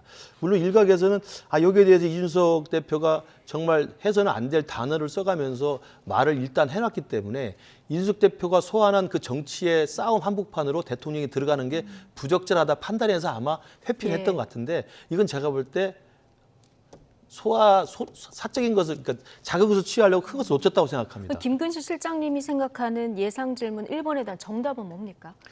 당연하죠. 전공법이죠. 왜냐하면 이제 이건 회피할 수 없는 상황이 됐지 않습니까? 당이 일단 분란 상태이고 가처분까지 가 있고 비대위 체제로 가 있고 이미 대통령의 문자 파동까지 나와 있는 상황에서 이걸 회피한다고 될 일이 아니고 그러면 나는 당정관계 그리고 당내 갈등을 이렇게 해결해야 된다고 생각합니다라고 해법을 내놓는 게 전공법이고요. 전공법으로. 아니면 해법을 내놓지 않으려면 이준석 대표에 대해서 정식으로 문제 제기를 할 수도 있습니다. 이준석 대표가 이러이러한 문제가 있고 나는 좀 이렇게 바뀌었으면 좋겠다고 생각한다고 말해주는 것도 지적하는 것도 하나의 방법이거든요. 아니면 그것도 아니고 그러니까 끌어안겠다는 해법도 아니고 지적하는 것도 아니라고 한다면 아까 김성현 소장이 말씀하신 것처럼 내가 지금 이분에 대해 답변하는 것은 적절치 않습니다라고 말을 하는 게 맞지. 아예 간단하게. 그게 맞지. 내가 바빠가지고 챙겨보지 못했습니다. 이건 누가 봐도 이준석 대표와 관련된 건 내가 보고 싶지 않다라는 거거든요. 이게 뭐 비유가 적절한지 모르겠습니다만 부부간에 뭐 갈등이 있으면 서로 싸우고 뭐 논박을 하고 언쟁을 하면 그래도 애정이 남아 있는 겁니다. 말을 하지 않고 서로 쳐다보지 않고 무시하는 것은 이건 답이 없는 상황이 되거든요. 저는 그래서 지금 당정 관계에 대해서 집권 여당이 이런 상황에서 대통령이 거기에 대해서 아무 생각이 없다, 아무 관심이 없다, 쳐다보고 싶지 않다라고 하면 이거 어떻게 해결하겠습니까? 저는 이 부분에 대해서는 참모들이 잘못 저는 전략을 짰다고 생각합니다. 최근 이 여론조사들 많이 하던데요. 국민의힘 내부 갈등 책임이 누구에게 있냐. 자, 이것을 전체 국민을 대상으로 한 여론조사가 있고 국민의힘 지지층으로 좁혀서 또한 여론조사가 있는데 지금 보시는 것처럼 국민 전체로 봤을 때는 대통령과 윤핵관의 책임에 더 많은 국민들이 책임이 있다 이렇게 봤고요. 국민의힘 지지층으로 들어가면 이준석 대표가 책임이 있다가 상대적으로 굉장히 많아지거든요. 지금 이거 어떻게 봐야 될까요? 지난 이준석 씨가 이제 당대표가 되는 과정으로 다시 돌아가서 보면요. 그때부터 국민의힘의 당원들이 폭증하기 시작을 했습니다. 근데 이제 그것을 이준석 대표는 본인의 몫이라고 생각을 했어요. 내가 당대표가 되는 과정, 당대표가 된 후에 국민의힘의 지지율도 실제로 20에서 40대로 부쩍 뛰어 올랐고요. 그래서 이것이 다 나의 것이다라는 생각이 기본적으로 있었던 것이죠. 근데 그때 또 무슨 이벤트가 같이 벌어졌냐면 7월에 윤석열 전 검찰총장이 정치에 뛰어들기로 결심하던 과정이 생기면서 입당 또 러시가 일어났거든요. 즉 국민의힘의 그 당시에 높아졌던 지지도는 이준석 대표의 혜성 같은 등장에도 있었지만 못지않게 윤석열이라는 새로운 정치인이 국민의힘과 함께 한다는 것이 국민의힘 지지자들에게 줬던 희망이 있었던 것인데 이준석 대표가 저 문제에 대해서 저것이 다 내 것이라고 해석을 하고 지금까지 가져왔던 것이 만들어낸 어떤 좀 이 불균형이라고 보여지고요. 이준석 대표가 그래서 윤석열 대통령이 갖고 있었던 지분 그리고 그에 대한 지지에 대해서 현실적인 파악이 있었다라고 한다면 지금처럼 대치된 국면 또 안 만들어질 수도 있었겠다 이런 생각이 듭니다. 예. 자, 이준석 대표 한때는 함께 정권 교체를 이룬 동지였는데요. 오늘 법정의 모습을 드러냈습니다. 이준석 대표가 신청한 비대위 전환 효력 정지 가처분 신청. 신문이 하필이면 대통령 취임 100일에 딱 신문이 열렸습니다. 결국 그 가처분 신청 없이 이제 철회 없이 고래를 선택했는데 김근식 실장님이 사실 지난주에 오셔서 약간의 희망을 담아서 가처분 신청을 했지만 토요일 기자회견에서는 이거를 철회할 가능성도 좀 있어 보인다라고 얘기를 하셨는데요. 비판 수요가 굉장히 강했습니다. 예, 저의 그냥 기대에 미치고 말았죠. 네. 현실은 이제 이준석 대표는 이제 마이웨이를 택한 거고요. 가처분 신청까지 가서 이제 당내 윤핵관과 본인과의 싸움 속에서 누구 하나가 굴복하기 전에는 이 싸움은 끝나지 않는다라는 걸로 정리를 한 것 같습니다. 저는 이제 지금 이러한 집권 여당의 당내 갈등이 수습되지 않고 끝없는 지금 이 극한 투쟁으로 가는 상황이기 때문에 이 상황에 대해서는 저는 그 누구도 상대방의 책임을 전가할 수는 없다고 생각합니다. 이준석 대표도 스스로의 책임에 자유롭지 못합니다. 아까 나온 것처럼 민심과 당심이 다르다는 것은 우리 김성애 소장도 이야기했지만 민심에서는 이준석 대표를 지지할지 모르지만 당심에서 왜 이준석 대표에 대한 그런 거부감이 많은지도 분명히 생각을 해봐야 됩니다. 그럼 본인의 책임이 상당 부분 있는 거거든요. 집권당의 대표였고 젊은 30대 대표였음에도 불구하고 왜 그런 당심에서조차 그런 거부감을 갖는지를 생각을 해봐야 되는 거고요. 또 하나 마찬가지로 이준석 대표가 대척점에 서 있는 윤핵관이라고 불리는 사람들 역시 이미 국민적 판단은 끝난 거 아닙니까? 민심을 보면 국민적인 여론조사를 보면 압도적으로 윤핵관이 잘못했다고 이야기를 하고 있는 것입니다. 그렇다면 윤핵관이 집권 여당이 국민의힘의 전면에 나서서 리더십을 갖는 것은 일단 내후년 총선은 포기해야 되는 거랑 똑같은 겁니다. 왜? 우리 당원들만 찍어서 총선에서 승리할 수 있는 방향이 누가 있겠습니까?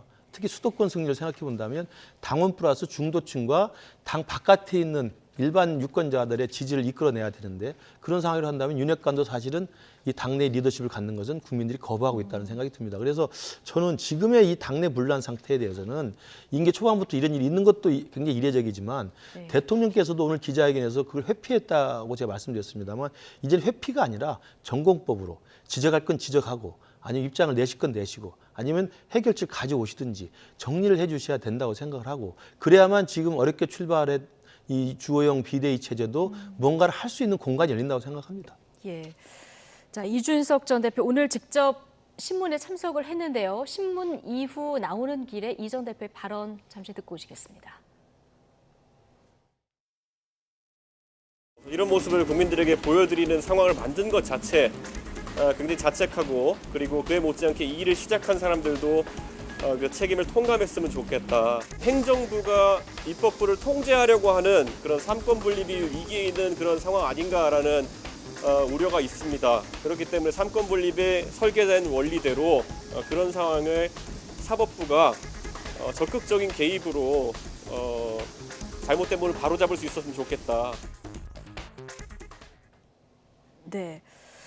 자, 행정부가 입법부를 통제하려고 한다. 그래서 사법부의 적극적인 개입으로 이 삼권 분립 위기를 잡아야 한다. 자, 이런 얘기를 좀 듣고 오셨는데 이거 대통령실을 직접 겨냥한 발언일까요? 대통령을 직접 겨냥한 발언이죠. 대통령께서 내부 총질한 이준석 대표에 대한 지적을 했던 문자가 공개됐을 때 그 밑에 줄을 보면 그 국민의힘의 원내를 책임지고 있는 원내대표 권성동 대표가 당이 열심히 보필하겠다 이런 문구가 같이 나오지 않습니까? 거기서 벌써 이 상하 관계가 만들어진 것을 저희가 봤고요. 그 다음에 이 비대위로 넘어가는 과정도 보면요. 다른 사람이 먼저 얘기한 게 아니라 대통령실 발로해서 보도가 먼저 나왔습니다. 대통령실이 비대위를 원하고 있다는 보도가 나온 다음 날 아침에 갑자기 최고위원들이 최고위원을 하고 싶지 않습니다라고 막 옷을 벗기 시작하죠. 전 오늘부터 최고위원 아닙니다라고 금요일에 배현진 의원 등이 선언을 하고요. 그래서 권성동 원내대표가 아이고 이거 정족수가 안 되니까 이거 비상사태입니다라고 선언을 한 다음에 자, 비상사태를 선언해야 되니까 최고위원들 모이세요 하니까 정적수가 안 된다는 최고위원들이 갑자기 또 정적수가 월요일에 채워져서 비상사태를 정적수가 안 차서 비상사태가 발생했는데 그 최고위가 정적수를 모아서 비상사태를 선언하는 희한한 상황이 벌어진 이 과정만 놓고 봐도 결국 이 대통령실에서 후하고 한숨을 보니까 이것이 국민의힘에서 태풍으로 일어났던 것. 예. 이런 과정에 대해서 사법부가 좀 판단을 해달라는 이준석 전 대표의 항변이 아닌가 생각합니다. 예. 저는 근데 여기서 입법부를 행정부가 통제하려고 한다. 그렇기 때문에 사법부가 개입을 해달라는 이야기를 한 거잖아요. 행정부가 입법부를 통제하려고 하니까 한다. 이 상황의 예. 상권 분립에 따라서 사법부가 좀 적극적인 개입으로 문제를 해결해달라는 거거든요. 저는 이준석 대표 이 발언은 적절치 않다고 생각합니다. 지금 그러면 이준석 대표와 이른바 윤석열 대통령 내지는 윤핵관과의 갈등이 행정부가 입법부를 통제하는 거라고 일반화시키기는 어렵거든요. 예. 당정 관계가 지금 어긋나 있는 거고 집권 여당과 대통령과의 올바른 당정 관계가 지금 삐그덕거리는 것이지 행정부와 입법부 그리고 행정부가 입법부를 개입하려고 하는 거라고 생각하는 건 제가 볼 때 과일반화의 우려라고 생각이 들고요. 예. 그러니까 사법부가 나서달라. 이게 바로 정치의 사법화를 재촉하는 것이거든요. 네. 그럴수록 당정 관계는 당정 스스로가 자율적으로 풀어야 되는 문제이고 대통령과 또 대통령실과 당대표 사이 그리고 당대표와 윤핵관 사이의 이 정치적인 갈등의 문제는 그 당내에서 풀어야 될 문제이지 이걸 사법부에 가져가서 이 행정부와 입법부 싸우니까 사법부가 나서달라고 하는 것은 적절하지 않다. 제가 볼 때 단어 사용이나 인식에서 이준석 대표가 평소에 이준석 대표답지 않게 저는 적절한 표현은 아니었다고 생각합니다. 예. 어쨌든 선거에서 이긴 집권 여당의 현 주소가 이렇기 때문에 지금 국민의힘 지지자들 입장에서는 굉장히 답답할 노릇인데요. 어쨌든 오늘 신문 결과가 나오지는 않고 아마 이번 주 안에 나올 것 같습니다. 양측 다 뭐 기각이든 인용이든 끝까지 법적 대응하겠다 이런 입장이기 때문에 뭐 기각이 나오든 인용이 나오든 이 당분간 후폭풍 만만치 않을 것 같은데요. 오늘 이준석 대표가 남부지방법원에 출석할 때 뭐 이준석 파이팅 이런 얘기도 들렸고 성상납 받았냐 자 이런 얘기도 들렸는데요. 지지하는 목소리, 비판하는 목소리가 동시에 들어오기도 했습니다. 자 법원 들어가는 길에 기자들이 이준석 대표에게 오늘 윤석열 대통령의 기자회견에 대해서 질문을 했는데요. 자 이렇게 답했습니다. 듣고 오시죠. 대통령 100일 기자회견 혹시 어떻게 보셨나요? 제가 뭐 좀 당내 민주주의에 대한 그런 고민을 많이 하다 보니 대통령께서 사실 어떤 말씀을 하셨는지 제대로 챙기지는 못했습니다. 불경스럽게도. 당내 민주주의에 대한 고민을 많이 하다 보니까 대통령께서 사실 어떤 말씀을 하셨는지 제대로 챙기지 못했다. 불경스럽게도. 이거 조금 전에 많이 들어본 이런 얘기 같죠. 오늘 윤석열 대통령 발언하고 같이 비교해서 한번 보실까요? 윤석열 대통령 기자회견에서 오늘 이준석 전 대표 발언에 대해서 질문을 받고 민생이 매진하다 보니까 정치인들 발언 제대로 챙길 기회가 없다. 여기에 대해서 비슷하게 지금 바로 반사하면서 맞받아친 건데 정말 순발력 하나는 따라올 자가 없긴 한데 이런 이준석 대표 이것 때문에 지지하는 사람도 있고 비판하는 사람도 있고 그런 것 같습니다. 어쨌든 이준석 대표의 발언은 부적절했습니다. 네. 저렇게 비아냥될 문제는 아니었다라고 생각을 하고요. 근데 제가 조금 전에도 이미 비판을 했지만 대통령께서도 그 여당 당대표 문제에 대해서 언급하고 싶지 않으면 언급하고 싶지 않다고 하셔야지 그냥 그 정치인들의 이야기 그리고 이제 그런 정치인들의 발언에 대해서 챙기지 못했다라고 말한 자체가 원래 부적절했기 때문에 결국 쌍방간에 저런 그림이 만들어져서 이제 지켜보는 입장에서 양쪽을 다 비판할 수밖에 없겠네요. 이준석 전 대표죠 이제 토요일 기자회견에서 윤핵관과 끝까지 싸울 것이고 그들이 가장 두려워하는 방식으로 가려고 한다 이렇게 이야기를 했거든요. 김근식 실장님 보시기에 이거 어떤 방식을 생각하고 있는 겁니까? 당장은 이제 법원에서의 가처분 신청을 인용할 것이냐 기각할 것이냐를 놓고 볼 것이고요. 법원 판단과 상관없이 아마 이준석 대표는 윤핵관과의 전면전을 끝까지 할 것으로 보입니다. 그것은 기각이 되더라도 일단 6개월 뒤에 그 징계는 풀리게 돼 있기 때문에 당원으로서 이제 그 자격은 회복이 됩니다. 그럼 6개월 뒤에 이 다시 국민의힘 당원으로서 들어와서 어떤 일을 할 수 있지를 아마 장기적으로 전략을 모색할 것으로 보이고 물론 이제 그 전에 전당대회가 열릴지 그 이후에 열릴지 모르겠습니다만 그 당대표에 다시 도전할 것인가 말 것인가의 문제는 이제 당대회 열리는 시점에 따라서 이준석 대표가 전략을 결정할 것으로 보입니다만 어떻게든 간에 지금 이 국민의힘이 윤핵관이 주도하는 또 윤핵관이 리더십을 발휘하는 국민의힘은 자기가 모든 힘을 다 발휘해서 그리고 자기를 지지하는 가장 두려워하는 방식으로 가려고 한다 이렇게 얘기를 했고. 뭐 그 두려워하는 방식이 무엇인지 모르겠습니다만 예. 자기가 동원할 수 있는 모든 정치적 자원과 지지 역량을 동원해서 윤핵관의 득세는 막아보겠다는 그런 취지로 보이고요. 저는 그래서 어디 언론 인터뷰에서 나왔습니다만 자기가 만약에 당대표에 또 도전하게 된다면 가장 먼저 내세우는 게 윤핵관을 정계 은퇴시키겠다는 이야기를 하겠다는 거 아니겠습니까? 바로 그렇기 때문에 지금의 싸움은 윤핵관과 본인의 선명한 전선이다. 이렇게 지금 계속 강조하고 있는 모습입니다. 당대표 선거에 나갈 수 있다 하더라도 앞서 보셨지만 당심에서는 많이 잃었기 때문에 그렇죠. 지지를. 이게 어떻게 될지는 지켜봐야 될 것 같고. 주호영 비대위원장 이준석 전 대표 안 만났다 했는데요. 이준석 대표하고 15일 저녁에 만찬을 했다. 비공개 만찬을 했다. 이런 보도가 나왔습니다. 양측 다 지금 여기에 대해서 함구하고 있는데 만나긴 만난 것 같은데 함구하는 이유는 어디 있을까요? 저도 그 부분은 잘 모르겠습니다만 저는 만났을까라는 의구심이 좀 들긴 합니다. 왜냐하면 안 만났을 가능성도 있는데 보도가 저는 뭐 그렇게 이게... 갈 수 있다고 생각합니다. 예. 왜냐하면 이준석 대표가 만남을 극구 부인했었고요. 그리고 중간에서 주호영 비대위원장이 선출된 이후에 계속적으로 이준석 대표와의 만남을 직간접적으로 타진했습니다만 이준석 대표가 그걸 완강히 거부한 것으로 근데 안 알고 있습니다. 만났으면 주호영 비대위원장이 안 만났다 이렇게 얘기하지 않았을까요? 글쎄요. 그래서 그런데 만남이 이렇게 서로가 부인하고 NCND로 확인하지 않을 정도의 만남이라면 애초에 그 만남은 쉽게 이루어지지 않습니다. 만나서 무언가를 논의해서 성과가 있다면 다시 만남 자체가 후문으로 나올 수 있겠지만 만났는데 아무런 이야기가 없었다는 것이 나중에 알려진다고 한다면 서로 곤혹스러운 것이어서 아마 그렇기 때문에 만났다 하더라도 부인할 수밖에 없는 다시 말하면 성과가 전혀 없는 만남이었다라는 것을 좀 반증하는 게 아닌가 싶습니다. 예. 자, 이거는 두 사람이 대답을 안 해주고 있기 때문에 확인할 수는 없고요. 민주당 얘기 잠시 보겠습니다.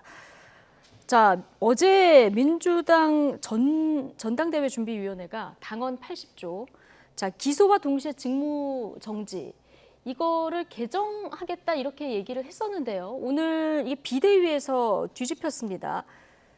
유지하기로 결정이 났는데 어제 의총에서도 그렇고 당내에서 반대 의견이 좀 상당했던 모양이에요. 반대 의견도 있고 사실 지금 이 상황에서 조항을 고친다고 하는 것은 오히려 이재명 의원에게 저는 이제 그 부담으로 작용할 수밖에 없다고 생각을 오해를 하거든요. 받을 소지가 이재명 의원 때문에 고치는 것처럼 되어버리는 문제가 있고요. 이게 핵심적으로 내용을 보면 뇌물과 부정부패라는 범죄 혐의가 굉장히 한정되어 있고 기소됐을 경우로 되어 있지 않습니까? 그리고 원래 조항은 사망에서 윤리위에서 그 문제를 다시 한번 재론할 수 있도록 되어 있었는데 비대위가 그것을 당무위로 바꿨는데요. 당무위 쉽게 얘기하면 당대표 포함해서 그다음에 시도지사들, 그다음에 시도위원장들 이런 급들, 그다음에 그 상임위원회 위원장급들, 즉 당내에서 정치계나 오래 하신 분들이라고 생각하시면 되는 한 50명 정도 윤리 심판원은 규모로 주로 외부 인사들로 구성이 되는 윤리 거죠? 같은 경우는 절반을 외부 인사로 구성하는데 이분들 이제 법리를 따지는 변호사들이 많이 들어오시고 당무위는 고도의 정치적 판단을 하는 정치인들의 모임이기 때문에 이것이 정치적 기소인지 아닌지 여부에 대해서 당내에서 나름의 권위를 갖고 판단할 수 있는 기구입니다. 예. 자, 그래서 윤리 심판원을 당무위 의결로 이게 바꾼 당헌 80조 사망을 이렇게 살짝 바꿔서 이제 절충안을 택한 건데 이게 꼼수라는 비판도 있고요. 절충안을 잘 택했다, 이런 잘했다 이런 여론도 있는 것 같습니다. 우선 이제 당대표로 이재명 의원이 이제 확실시되기 때문에 그러면 이재명 당대표 체제가 되면 당무위원회는 아까 김성애 소장 말씀하신 것처럼 굉장히 당내 중견 인사들이나 당내 핵심 인사들로 구성되는 기구입니다. 그래서 그 당내 당대표 입김에서 자유롭기가 쉽지 않은 기구이기 때문에 윤리심판원 대신에 당무위원회 결정을 통해서 바꿀 수 있다고 하는 것은 어떻게 보면 설사 이재명 의원이 기소가 되더라도 그래서 직무가 정지될 수도 위험이 있다 하더라도 당시에 이재명 당대표의 입김 하에 있을 수 있는 당무위를 통해서 변경할 수 있는 나름대로의 출구는 좀 만들어놨지 않느냐 이런 식의 판단은 가능해 보입니다. 그렇지만 역풍을 피해가는 절충안으로 좀 묘수라고 보십니까? 예, 그렇지만 그럼에도 불구하고 본래 애초의 취지 그러니까 예. 기소만 돼도 직무를 정지할 수 있다고 하는 본래 혁신위의 내용들을 그대로 유지했다고 하는 점, 그리고 어제 전준위에서 굉장히 무리하게 강행을 해서 바꿨다고 했지만 비대위에서 이걸 다시 정상화시킨 점에서 본다면 예. 여전히 민주당 내에서 그래도 자정작용을 하려는 나름대로 힘은 작용하지 않았나는 생각이 듭니다. 오랜만에 칭찬을 좀 예, 해주셨습니다. 그렇습니다. 좋은 일은 이제 잘했다고 말씀 해줘야죠. 잠깐만 보태면요. 예. 상임위원장은 선수로 하고요. 시도당 위원장 같은 경우 각각 다 선거고요. 그냥 시도지사 선거로 뽑기 때문에 당대표 입김이 크게 미치지 못합니다. 그렇습니까? 우리 상임적육이랑 비슷해서 제가 착각한 것 같습니다. 예. 오늘 비대위 결정돼서 이제 이 문제는 끝난 거죠? 이렇게 해서 이제 올라가게 되기 때문에 뭐 이 정도에서 마무리가 될 것 사실상. 같습니다. 예. 알겠습니다. 오늘 두 분 말씀 여기까지 듣겠습니다. 김근식 전 국민의힘 선대위 정세분석실장, 김성회 전 더불어민주당 선대위 대변인 두 분과 함께했습니다. 고맙습니다.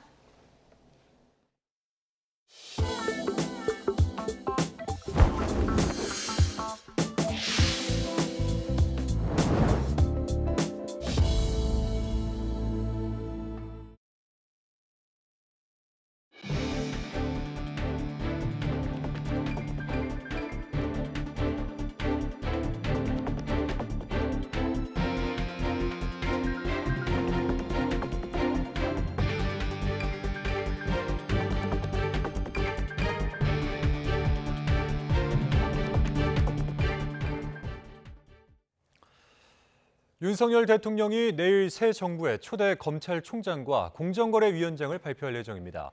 윤 대통령은 내일 이원석 대검찰청 차장검사를 검찰총장으로 지명할 것으로 전해졌습니다. 대표적인 특수통으로 분류되는 이 차장은 서울중앙지검 특수 1부장, 대검 기획조정부장, 제주지검장을 거쳐 현재 검찰총장 직무대리를 맡고 있습니다. 총장 후보 추천위원회는 지난 16일 이 차장과 여환섭 법무연수원장, 김우건 서울고검장, 이두봉 대전고검장을 총장 후보로 선정했고 한동훈 법무부 장관은 이 차장을 윤 대통령에게 제청했습니다. 이와 함께 윤 대통령은 공정거래위원장에 한기정 서울대 법학전문대학원 교수를 임명할 것으로 알려졌습니다. 앞서 윤 대통령은 지난달 4일 송옥열 서울대 법학전문대학원 교수를 후보자로 지명했지만 송 교수는 과거 발언 논란 등으로 엿새 만에 자진 사퇴했습니다. 은행의 주택담보대출 변동금리가 또 올라서 6%를 다시 한번 돌파했습니다. 대출받아 집 산 사람들은 아파트값 하락에 이자 부담마저 가중되면서 고심이 더욱 깊어지고 있습니다. 박병한 기자입니다. 은행권 주택담보대출 변동금리의 기준인 코픽스가 7월에 0.52%포인트 상승해 2.90%가 됐습니다. 이는 지난 2010년 1월 코픽스가 발표되기 시작한 이래 12년 6개월 만에 가장 큰 상승폭입니다. 코픽스는 국내 8개 은행이 조달한 자금의 가중 평균 금리로 코픽스가 오르면 은행이 더 많은 이자를 내야 자금을 조달할 수 있다는 의미입니다. 은행들도 신규 주택담보대출 변동금리에 오른 코픽스 금리를 즉각 반영했습니다. KB국민은행과 NH농협은행의 변동금리 상단이 6% 가까이 모두 올랐고 특히 우리은행은 최고 6.11%에 달했습니다. 지난해 8월 연 3% 금리로 5억 원의 변동금리 주택담보대출을 받았으면 지금까지 월 이자가 210만 원이었지만 이젠 266만 원이 되는 것입니다. 문제는 앞으로도 기준금리가 계속 오를 것이라는 점입니다. 한국은행에서 남은 3번의 금융통화위원회가 있는데 베이비 스텝 3번을 해서 연말에 기준금리가 약 3%까지 갈 거로 예상이 되고요. 그러면 이제 당연히 코픽스도 비슷한 수준으로 올라가고 이른바 연끌로 집을 산 청년들에겐 하락하는 집값과 오르는 이자가 큰 부담입니다. 이창용 한국은행 총재는 인플레 시대에 대비하라고 충고했습니다. 지금 세대는 인플레이션을 경험하지 못한 세대이기 때문에 아마 집을 사거나 그러실 때 한 3% 이자율로 돈을 빌렸다면 그것이 평생 그 수준으로 갈 거라고 생각하시고 사셨을 겁니다. 그러나 지금 이런 경제 이런 상황이 볼 때는 사실은 그런 가정이 변화할 수 있고. 한국은행 금융통화위원회는 오는 25일 기준금리 인상을 결정할 예정인데 0.25%포인트와 0.50%포인트 중 어떤 결정을 내릴지 주목됩니다. YTN 박병헌입니다. 정부는 부동산 공급 대책을 통해 앞으로 공공임대주택을 역세권 위주로 배치해서 입지와 주거 환경을 개선하겠다고 발표했습니다. 최근 고금리 탓에 젊은 층들이 임대주택으로 몰리고 있는데 시세보다 싼 임대료와 최장 10년인 거주 기간이 장점으로 꼽히고 있습니다. 최기성 기자입니다. 경기도 파주에 있는 한 공공임대 아파트 단지입니다. 임대 기간이 끝나면 분양 전환할 수 있고 무주택자라면 누구나 지원 가능한 곳입니다. 지난 6월 예비 입주자 20가구 모집에 1,700여 명이 지원했습니다. 당장 입주 가능한 게 5가구이니 경쟁률이 348대 1에 달하는 셈입니다. 전용 면적 84제곱미터의 임대 조건은 보증금 9천여만 원에 월세 52만 원입니다. 지난 6월 보증금 2억 5천만 원에 월세 40만 원, 이달 초에는 보증금 1억 원에 월세 95만 원에 거래된 주변 아파트와 비교하면 절반 수준입니다.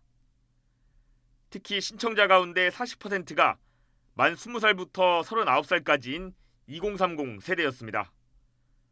최근 모집을 진행한 다른 공공임대 아파트 역시 지원자 가운데 청년층 비중이 높았습니다.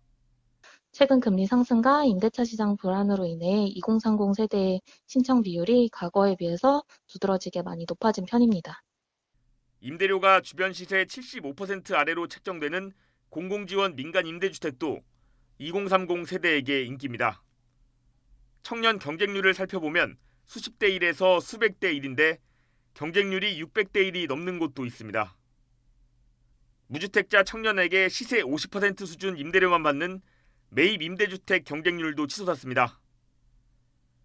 지난달 2차 모집 때 서울 263가구 모집에 2만 6천여 명이 지원하기도 했습니다. 3월 1차 모집과 비교하면 2배 가까이 늘었습니다. 당장 집을 사기보다는 임대주택에 거주하면서 부동산 시장 상황을 지켜보려는 청년층이 늘어나고 있는 것으로 보입니다. 시세보다 싼 임대료와 길게는 10년까지 안정적으로 거주할 수 있는 점이 임대주택 장점으로 꼽힙니다. 임대료는 민간보다 저렴한 경우가 많기 때문에 경제력이 충분치 못한 2030 세대들에게는 선호될 수밖에 없습니다. 그리고 공공임대주택을 전세로 거주할 경우에는 임대보증금을 돌려받는 것도 민간주택보다 훨씬 수월하기 때문에 향후 추가금리 인상 가능성에 전세의 월세화도 빨라지면서 임대주택 인기는 계속될 전망입니다. YTN 최기성입니다. 하이트 진로 운송 노동자들이 운송료 인상 등을 요구하며 파업에 나선 지 벌써 100일이 다 돼갑니다. 최근 노조원들이 하이트 진로 본사 옥상을 점거하면서 긴장감이 고조되고 있지만 노사의 입장차가 워낙 커서 해결은 쉽지 않아 보이는데요. 김철희 기자가 쟁점들을 살펴봤습니다. 열린 유리문 안으로 모자 쓴 남성들이 쏟아져 들어옵니다. 두 손 가득 무언가 쥐고 건물 안으로 향한 이들은 처우 개선을 요구하는 하이트 진로 운송 노동자입니다. 노동자들이 처음 운송료 30% 인상안을 들고 나온 건 지난해 12월쯤입니다. 화물기사들은 하이트 진로의 하청업체 수양물류와 꾸준히 비공식 협상을 진행했는데도 진척이 없자 지난 3월 화물연대에 가입했고 5월 부분 파업에 이어 6월 총파업에 돌입했습니다. 이후 경기와 충북, 강원 등에 있는 하이트 진로 공장에서 농성을 이어가다 지난 16일엔 본사 점거까지 강행했습니다.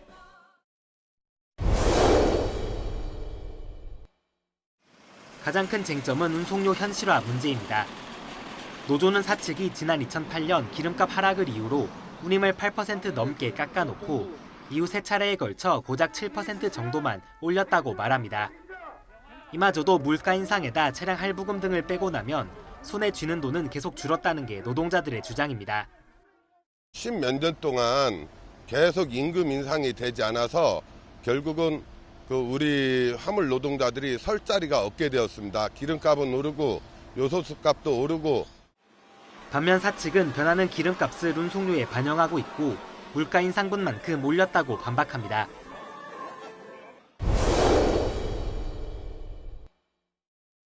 사측은 파업이 시작되자 노조원 130여 명과 재계약하지 않겠다고 밝혔습니다. 원청인 하이트 진로는 27억 원 상당의 손해배상 청구와 재산 가압류까지 신청했고 노동자들의 반발은 더욱 커졌습니다. 회사 측은 해고 문제를 일종 지침하여 문자를 보내기 시작하였고 손배 문제를 다시 날리기 시작했습니다. 이에 대해 사측은 파업에 적극적으로 참여한 10여 명을 제외하곤 해고한 게 아니라면서 지금이라도 현장에 복귀하면 징계하지 않겠다고 해명했습니다. 다만 가압류와 손해배상에 대해서는 예단하기 어렵다며 말을 아꼈습니다.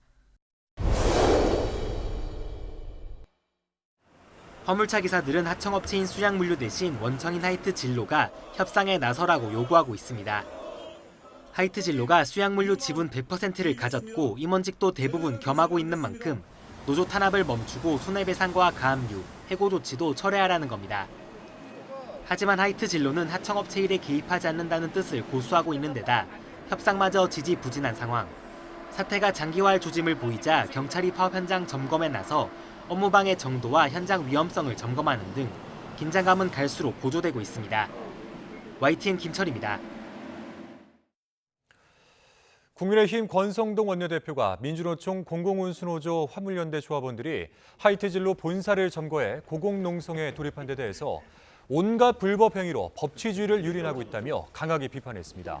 권 원내대표는 오늘 자신의 SNS에 대한민국을 숙주로 삼아 대한민국을 망치는 연가시가 바로 오늘날 민주노총이라며 이같이 주장했습니다.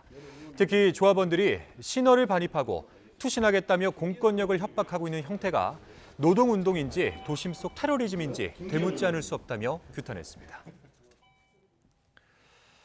여성가족부가 아이돌봄 광역지원센터 지정 운영이 현실적으로 어렵다는 의견을 받고도 법률 개정을 무리하게 추진했다는 감사원 지적이 나왔습니다. 감사원이 청구인 319명의 공익감사 청구에 따라 진행한 감사 결과를 이같이 공개했습니다. 특히 경상남도, 서울시 등 광역 단위에서 수천 명이 넘는 아이 돌보미를 직접 채용, 계약, 복무 관리하는 것은 업무가 과중하고 비효율적이라는 의견이 제시됐습니다. 감사원은 여가부가 법 시행일 직전인 지난해 12월에야 광역센터 지정을 올해 6월까지 유예하는 가이드라인을 만들었다고 지정했습니다. 현대자동차 그룹이 올해 상반기 판매량 기준 세계 3위에 올라서고 또 전기차도 세계적으로 높은 평가를 받고 있지만 뜻하지 않은 암초를 미국에서 만났습니다. 바이든 미국 대통령이 인플레이션 감축 법안에 서명을 하면서 이 현대자동차 그룹의 전기차가 미국 내에서 보조금을 받지 못하게 된 겁니다. 강성호 기자가 보도합니다. 조 바이든 미국 대통령이 현지 시각 16일 인플레이션 감축 법안에 서명했습니다. 기후변화 대응과 의료보장 확충 등의 7,400억 달러, 우리 돈 910조 원 규모의 지출안이 담긴 법안은 서명과 함께 즉각 효력이 발생했습니다. The bill I'm about to sign is not just about today, it's about tomorrow. It's about delivering progress and prosperity to American families. 현대자동차 그룹을 포함한 전기차 업계도 큰 영향을 받게 됐습니다.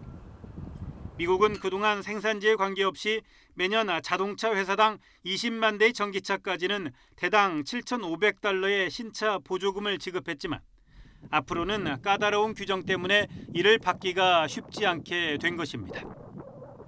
앞으로는 북미 지역과 멕시코에서 생산되거나 최종 조립된 전기차에 한해서만 신차 보조금이 지급됩니다. 현대자동차 그룹은 전기차를 전량 한국에서 제조해 수출하기 때문에 보조금 혜택을 받지 못할 것으로 전망됩니다.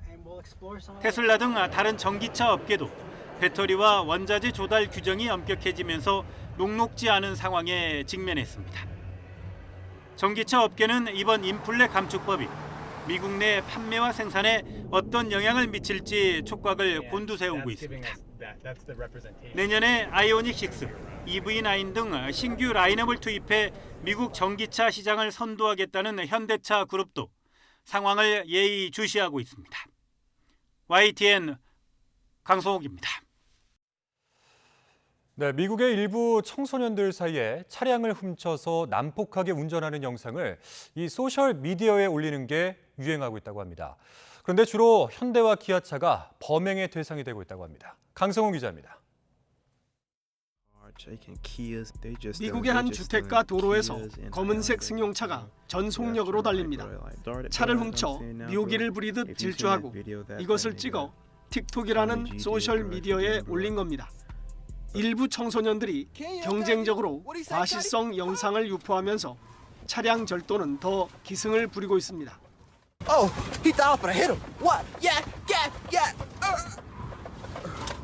미국 방송사들은 기아차와 현대차가 주로 범죄의 표적이 되고 있다고 보도하고 있습니다. 미네소타주 미니애폴리스 경찰은 올해 들어 기아차 432대, 현대차 268대가 도난됐다고 밝혔습니다. 일리노이와 미시간, 플로리다 등 미국 여러 지역에서도 기아차와 현대차가 순환을 당하고 있습니다. 특히 기아차는 일본이나 미국 차들을 제치고 절도의 주요 표적이 됐습니다. 소셜미디어에는 기아 보이즈라는 해시태그까지 생겨 기아차 절도 영상이 급속히 퍼지고 있습니다. 절도범들은 운전대 아래쪽을 뜯어내고 휴대전화 충전용 USB로 간단히 시동을 걸었습니다. What this was for?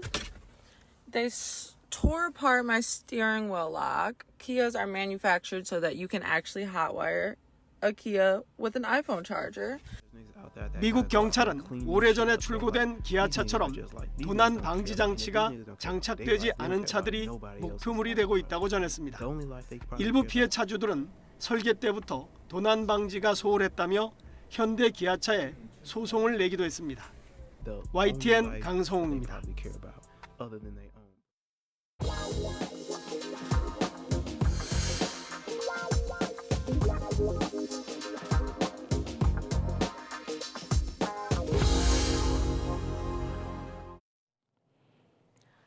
코로나19 신규 확진자가 18만 명으로 넉 달 만에 최다를 기록했습니다. 정부는 기저질환자 등이 주말과 휴일에도 신속하게 병상을 배정받을 수 있도록 중증병상 주말 당직병원을 운영하기로 했습니다. 김연아 기자입니다. 코로나19 신규 확진자가 전날보다 2배 이상 늘어나며 18만 명을 넘었습니다. 126일 만에 최다 확진인데 연휴가 끝나며 검사 건수가 몰린 탓도 있습니다. 확진자 수 증가와 달리 위중증 환자 수는 100명 가까이 줄었습니다.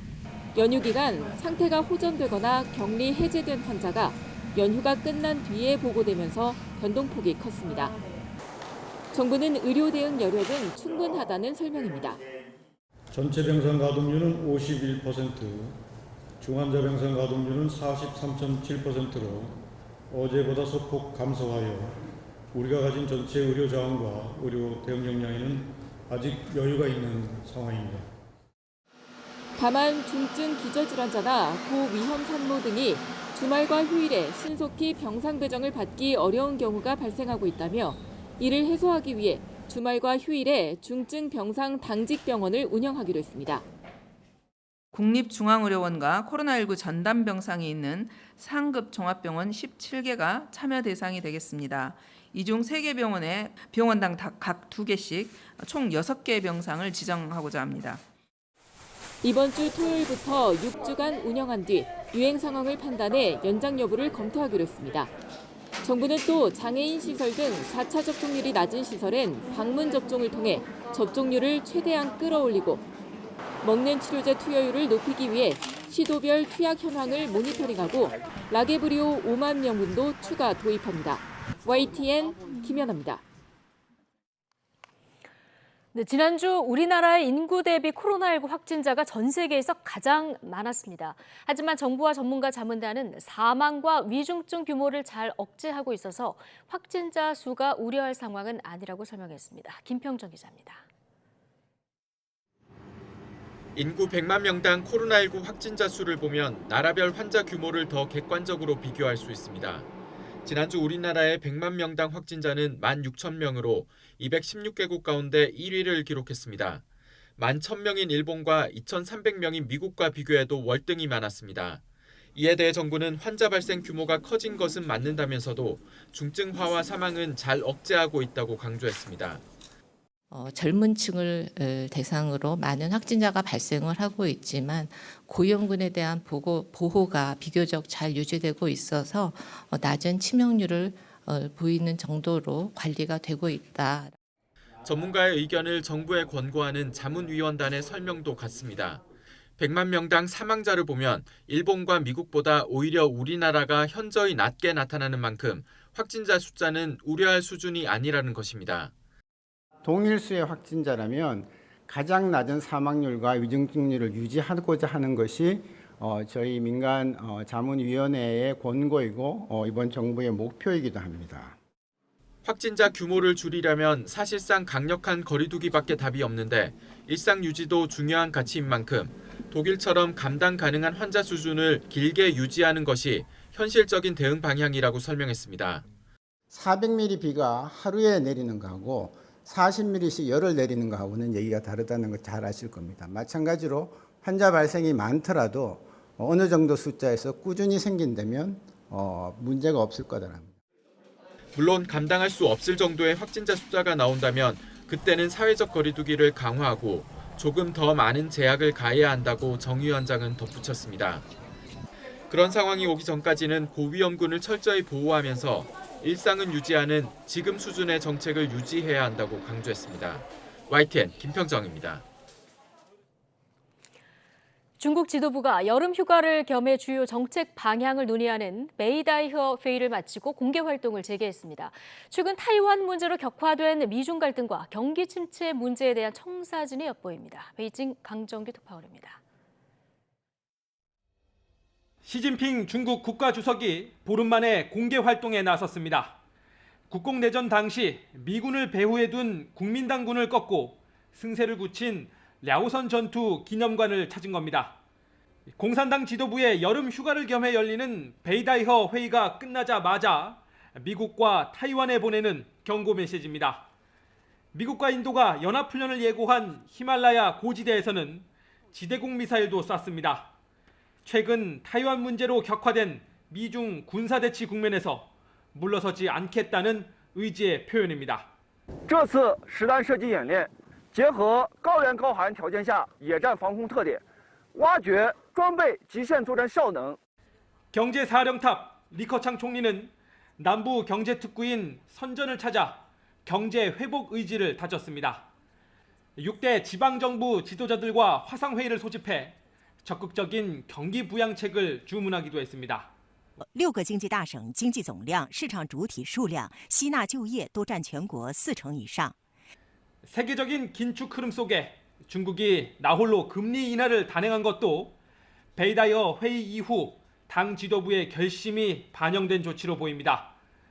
2분기 경제 성장률을 0%대로 끌어내린 상하이 봉쇄가 풀린 뒤에도 주요 경제 지표는 여전히 빨간불입니다. 20차 공산당 대회를 앞두고 경제의 발목을 잡아온 제로 코로나 정책에 대한 조정이 불가피합니다. 실제 지난 12일부터 홍콩의 입국 격리를 사흘로 축소하는 등 미세한 변화도 감지됩니다. 14억 규모의 중국 시장이 침체의 늪에 빠지면 수출 의존도가 높은 우리 경제에도 악재일 수밖에 없습니다. 베이징에서 YTN 강정규입니다.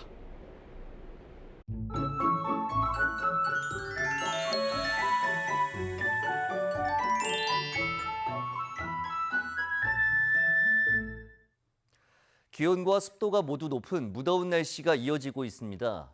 내일도 서울 낮 기온이 30도, 대구 31도까지 오르는 등 오늘과 비슷하거나 조금 높아 무덥겠습니다. 계속되는 더위에 건강 잃지 않도록 휴식과 수분 섭취 충분히 해주시기 바랍니다. 또 대체로 구름만 많겠지만 남부 내륙에는 아침까지 안개가 매우 짙게 끼겠고 낮부터 저녁 사이 대기가 불안정해지면서 경기 동부와 강원, 충북 북부와 경북 북부에 돌풍과 벼락을 동반한 소나기가 쏟아지는 곳이 있겠습니다. 소나기의 특성상 기습적으로 쏟아지는 만큼 외출하실 때 작은 우산 하나 챙겨주시기 바랍니다. 내일 아침 기온 오늘과 비슷하거나 조금 낮겠습니다. 서울 23도, 대전 21도, 광주 22도, 부산 23도로 예상됩니다. 낮 기온은 오늘과 비슷하거나 조금 높겠습니다. 서울 30도, 대전 31도, 광주 31도, 부산 30도로 예상됩니다. 모레 오후에 중부지방을 시작으로 토요일에는 대부분 지방에 비가 내릴 전망입니다. 날씨 정보였습니다. 네, 수요일 뉴스나이트 마치겠습니다. 함께해 주신 여러분 고맙습니다.